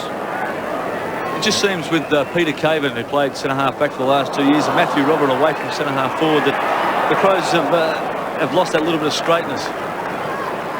Here goes Gallagher, playing in his 10th AFL game. Into James. Costa, head-up play, good play. McGregor caught behind. Vardy in front. Smart has been everywhere. Out the back door goes Colliker. Not a great kick. Oh, Treleaven. Well, it probably wasn't Treleaven's fault. Costa, McGregor, and the ball mercifully over the boundary line. And I guess Jack Rat, that Ken Judge accept the fact they can't win, but he wouldn't like to see his team going down in this manner in the last quarter. Well, of course not, Curls. It's just a matter of trying to get their players up and not get this game blown out by a high margin. You know, and the clangers, which both sides have had, are very, very high. I think Adelaide's had 24 and Hawthorn 18. For a perfect day like today, you just don't have those sorts of clangers. Well, Andrew McLeod certainly tied up on Shane Crawford after half-time. He had something like 23 possessions up to half-time. He's only had 11 since, so he certainly shut down Shane Crawford, and that's effectively shut down Hawthorn's chances. And he had quite a few himself, hasn't he? And here goes Crawford for another possession to Woods. Just wonder how much that's got to do with Crawford perhaps running out of gas. Could he keep it up, the intensity he was showing earlier on? Johnson, long kick to the forward pocket. Oh, ran past the ball. McCabe back home in Adelaide to play here for the Hawks. That ball's over the line. for a throw-in. Come on, Rat. Will Darren Jarman score this game? There is about 8.5 minutes to go. Will he get a kick? He's got 2. No, he's got 4, actually. He's got 4 kicks. And 3 tackles, girls. He's got 3 tackles. Doing the team thing. He's got to get one. Now, wouldn't it be a great trivia question? When was the last time Darren Jarman didn't kick a goal in a game? Hasn't even got a point. Well, the Hawks have scored 56 points and they trail by 56. The Crows have doubled their score. So this is bad for the Hawks because in their run of losses in the last month, they've lost by 20, 34, 31 and 32, which aren't beltings, any of them, but this is. And if Adelaide had played half decently, they could have absolutely beaten them by over 100. It certainly hasn't been an exhibition of Australian football. I know we've said it before, it's a perfect day for football, and Johnny Platt and myself are going to get the footy out and have a kick after the game. Actually, we'll keep the cameras going. We'd like to see that. Oh, McLeod! That's clever.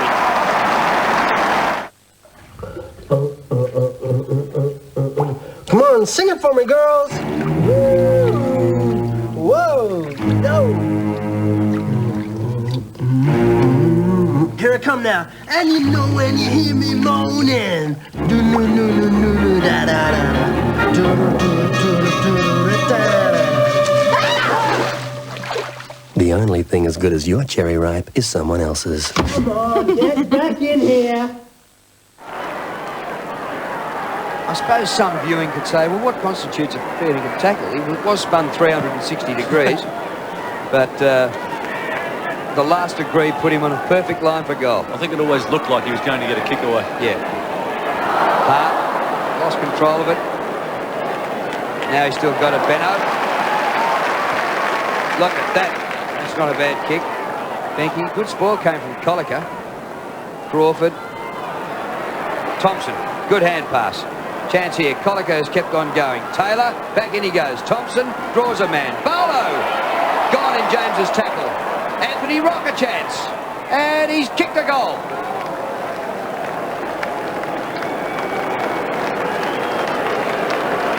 Well, you can tell when Hawthorn do kick a goal because there is silence around the ground, but... that was almost rugby as the ball went sideways. It was. One player would get tackled, there'd be another Hawthorn player flanking. Finally came out to Anthony Rock, and he doesn't mind a goal. Oh, he loves the goal, Rocky. Not a bad play by the Hawthorn boys here. They just gave it, maybe could have kicked it in, Nathan Thompson, but saw another player, Barlow, good hands. They made hard work of it, right? Well, they did, but they certainly got out of it pretty well with the goal, so Rocky would be pretty happy with that. Well, that was Hawthorn's first goal in this last quarter, and it's taken them 19 minutes, and in the meantime, the Crows have kicked 5. If that trend had been reversed, we might have had a game right now, but it's a bit of a blowout. Here goes Crawford. He's done everything else, and he's kicked his second. They've got a great place to stay. Surprise! The party's been lit. And it's time to relax. It's a holiday as only Tim could have. Home Improvement, tonight on 7. There's one thing a girl hates. Is this the big 3-5? It's a birthday shop. Nell thinks I might be in love with you. But an even bigger surprise is coming. We got it together, didn't we, baby? When Barry White joins Ali's party Monday. Yeah, on a losing side, but if you're clearly the best, why not get the 3 votes? I mean, Nathan Buckley's playing in a side that's going to run last, and he could nearly win the Brownlow, couldn't he? He has just dominated so clearly. So why not for Crawford here today? Gets another touch, gets the ball away to Woods. He's not good enough to take advantage of it. Might have been interfered with. Advantage goes to the Hawks. Treleaven takes it. Good kick. And here's Dixon to take the mark within goal-kicking distance. Well, in the second quarter, the Hawks kicked 3 goals in 3 minutes, and they look as though they're about to duplicate that feat with 3 goals in 3. Okay, you fellas upstairs. Herbert is off. There's no Matthew Robin. Who is going to be the knock ruckman for the Crows? Somebody could say, who cares? Ken McGregor. Brett Burton can certainly jump high enough. Dixon from just outside 40. That's a good kick. Beautiful kick. He's got 3. Curls, we'll soon find out at the centre bounce. They've got 3 in there at the minute, calling for recruits. That's one of the players which is at Hawthorn. Ken McGregor. Yeah. One of the players which has done quite well today, Dixon. Even though he has played in the half-forward flank, he's kicked his 3 goals. He's probably done his job, but other blokes would need to go through with Chick and Lloyd and Lord. So.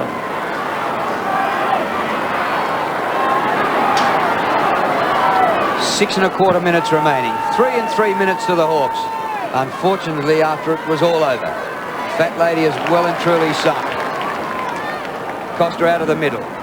Gets to the back of the pack. Hawks combined down there.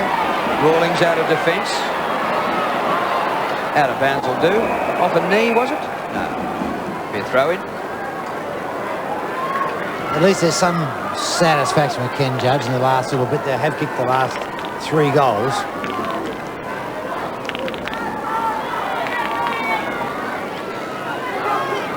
Robrin wins for Hawthorn. It comes down to Hassel. Kick touched off the boot. Rock did well to Hassel.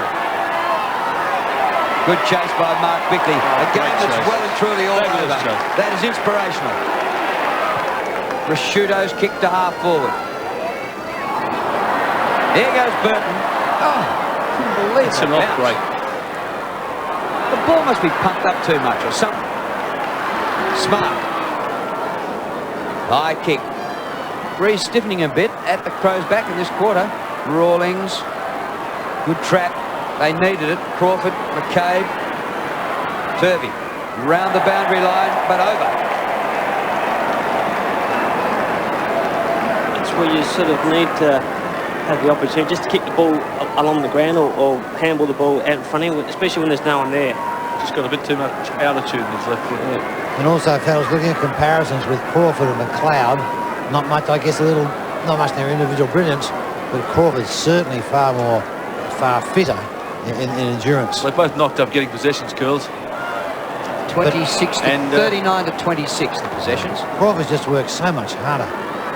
McLeod's got plenty of it, Kills, but they've played that 10-15 metres apart, and Crawford has got a lot of touches back in defence, but he has gone forward and kicked a couple of goals, and he's been the standout player for Hawthorn all day. Exactly right. Woods, Taylor with the sit. Rock kicks the back of the ball for guess who? Shane Crawford again. His kick is perfect. Beautiful kick. Thompson. He set a great example, Crawford. He's ran his heart out. Well, it's been a one-man show for Hawthorn, and that's been their problem, because for Adelaide you've had McLeod, Rasciuto, Smart, Tyson Edwards, Kimmy Costa, all been getting plenty of possessions, and one bloke can't beat a team. That's correct. Thompson for his 3rd and 4th in a row for the Hawks. Way to the right, it's close, but I think he's missed. And Kel, since Paul Salmon's been off, Adelaide have won their hitouts 12-4, so it's a big loss for Hawthorn to lose that type of player. Oh, particularly when you look at they consider they lost Holland before the game. Yeah. See, Ken Judge has said might get something out of the last 10 or 15 minutes, but on the other hand, I'm sure Malcolm Blight, it won't be a quiet room in there afterwards. Well, the Hawks would have to hope that people like Crode, Graham, Harford get back pretty quickly, because I think Fisher's injury, if it's a depressed factor of the cheekbone, he'll be out for a little while. Bassett pokes it up short to McGregor. McGregor looks like he's enjoying his little run in the ruck. 17th ruckman for the season for the Crows, isn't it? There's Crawford at 1,000,000 miles an hour. I never exaggerate. Rock to full forward. Thompson works it to the front. Dixon, a good tackle. Ball flipped out. Lloyd just back on. And pinned to him, and it'll be a ball up.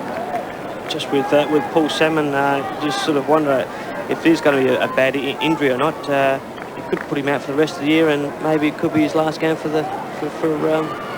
well, let's hope for him not. himself. Certainly Paul Salmon deserves a better send-off than that. Do you know any inside word about whether he is considering going on or not? No idea, Drew, but I suppose what's the guy now, 35? He's had a great But you want to have career. a break after the season and then think about it. Yeah, certainly. It's a bit hard making decisions 6 weeks out. Yeah. Hand-by Trelevin. What are you doing? Smart says, thank you very much. And he's up for his 29th possession, Nigel Smart. Even that wasn't too flash. Bickley taken off the ball. Smart goes in for a tackle, but gives away a free kick. He's tried hard all day, Trelevin. He's up to, this has been his 21st kick and 10 handballs, so he's had over 30 possessions. He's tried hard.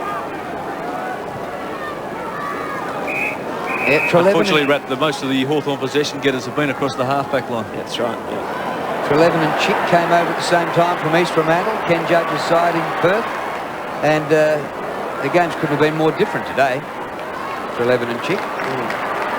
Kane Johnson bursts around a weak-old tackle and goes to the 50, has a shot at it and kicks it.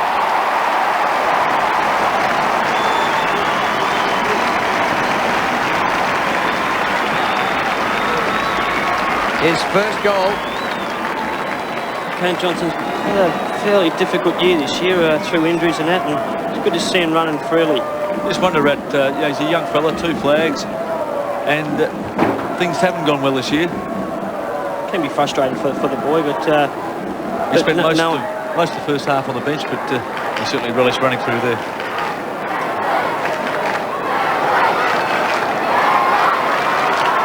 Just under 2 minutes remaining.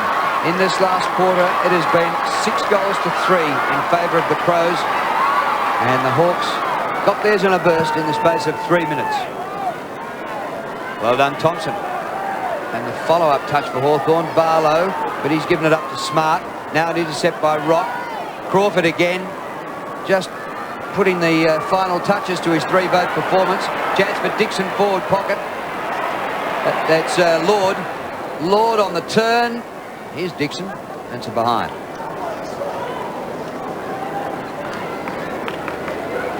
Two goals, 1 to Aaron Lord.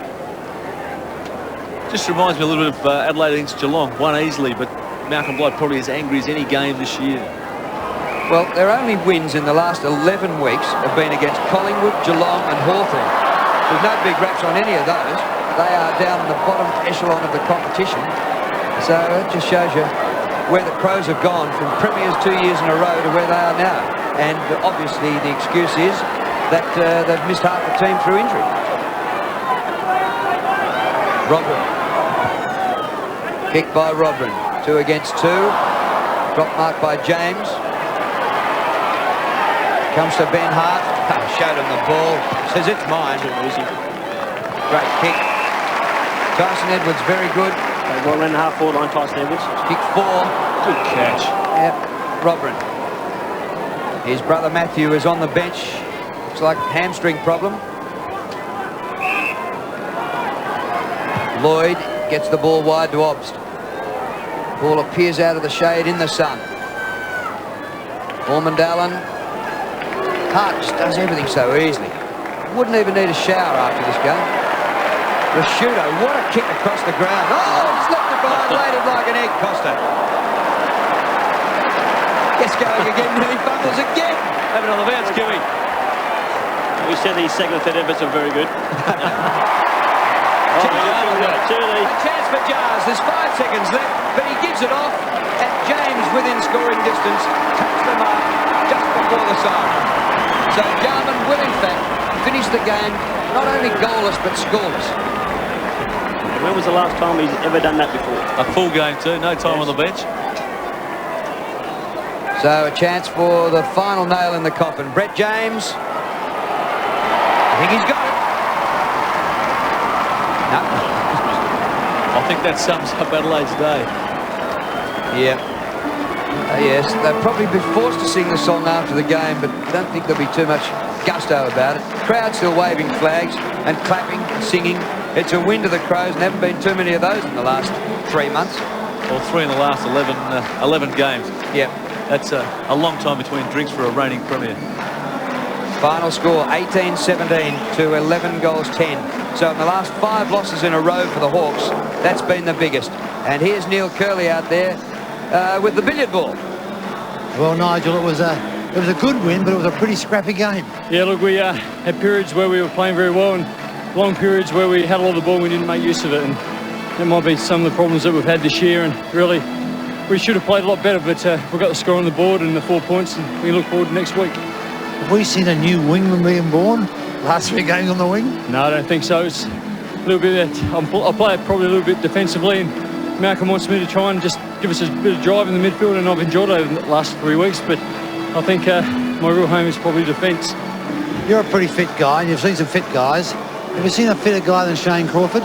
No, for his size and what he does around the ground, he's a very fit young man, and look, he's going to be a superb footballer for many years to come, and that's due to his fitness, and he's very hard to contain.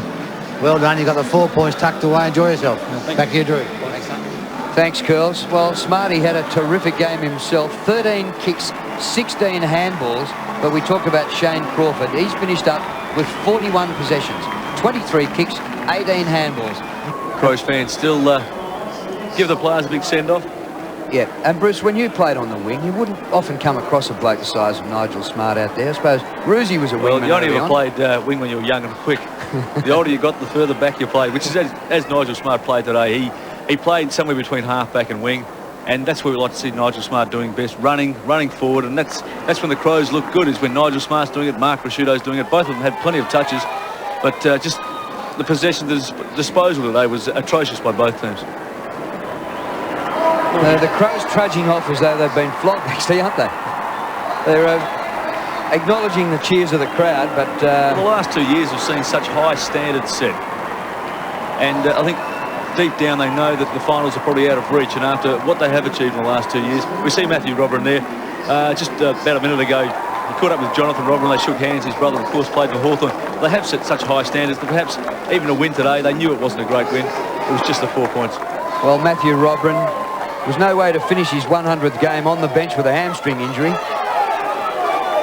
And he came into his 100th game needing only 3 goals to bring up 100 goals in 100 games, but he didn't trouble the scorers. But credit to him, his 100 games has been through a fair bit of adversity. He had a broken leg in Sydney, which we all saw on television, was a shocking injury. He's come back from that, and of course there was the transfer wrangle early in the career with Hawthorn. So it's taken him a while, but good luck to him. He's got two flags and 2 premiership medals. This is almost a cab fare out to the rooms, isn't it, off the ground? Especially for the Crows, anyway. It just seems to take 5 minutes for them to get there. And the one in Brisbane's not bad, at the Gabba. When the Lions go off the ground there, they seem to be walking forever. Yes, they get in here in the big room. We'll see the song in a minute. As you said, Drew, you just wonder how excited they are after which was a regulation win. He couldn't give you the song your best shot today. Well, there's a couple of blokes who had pretty good games. Tyson Edwards and his 4 goals up forward. That's something you don't see from him every day, so he'd be happy with that. Mark Rasciuto had plenty of good form. The thing with the Crows also, Bruce, is that if Jarman doesn't kick him, they got someone else who kick him, like a Tyson Edwards. Edwards came up. McLeod got a couple. Yep. Here's a song.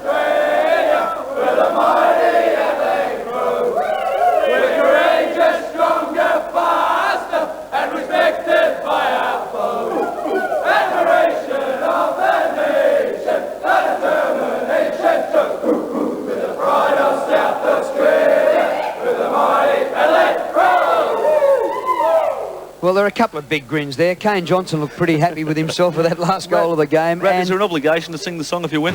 Oh, you got it. You have to. You have to. And Kim Costa looked pretty happy. He kicked 2, and I think he's pretty happy about that.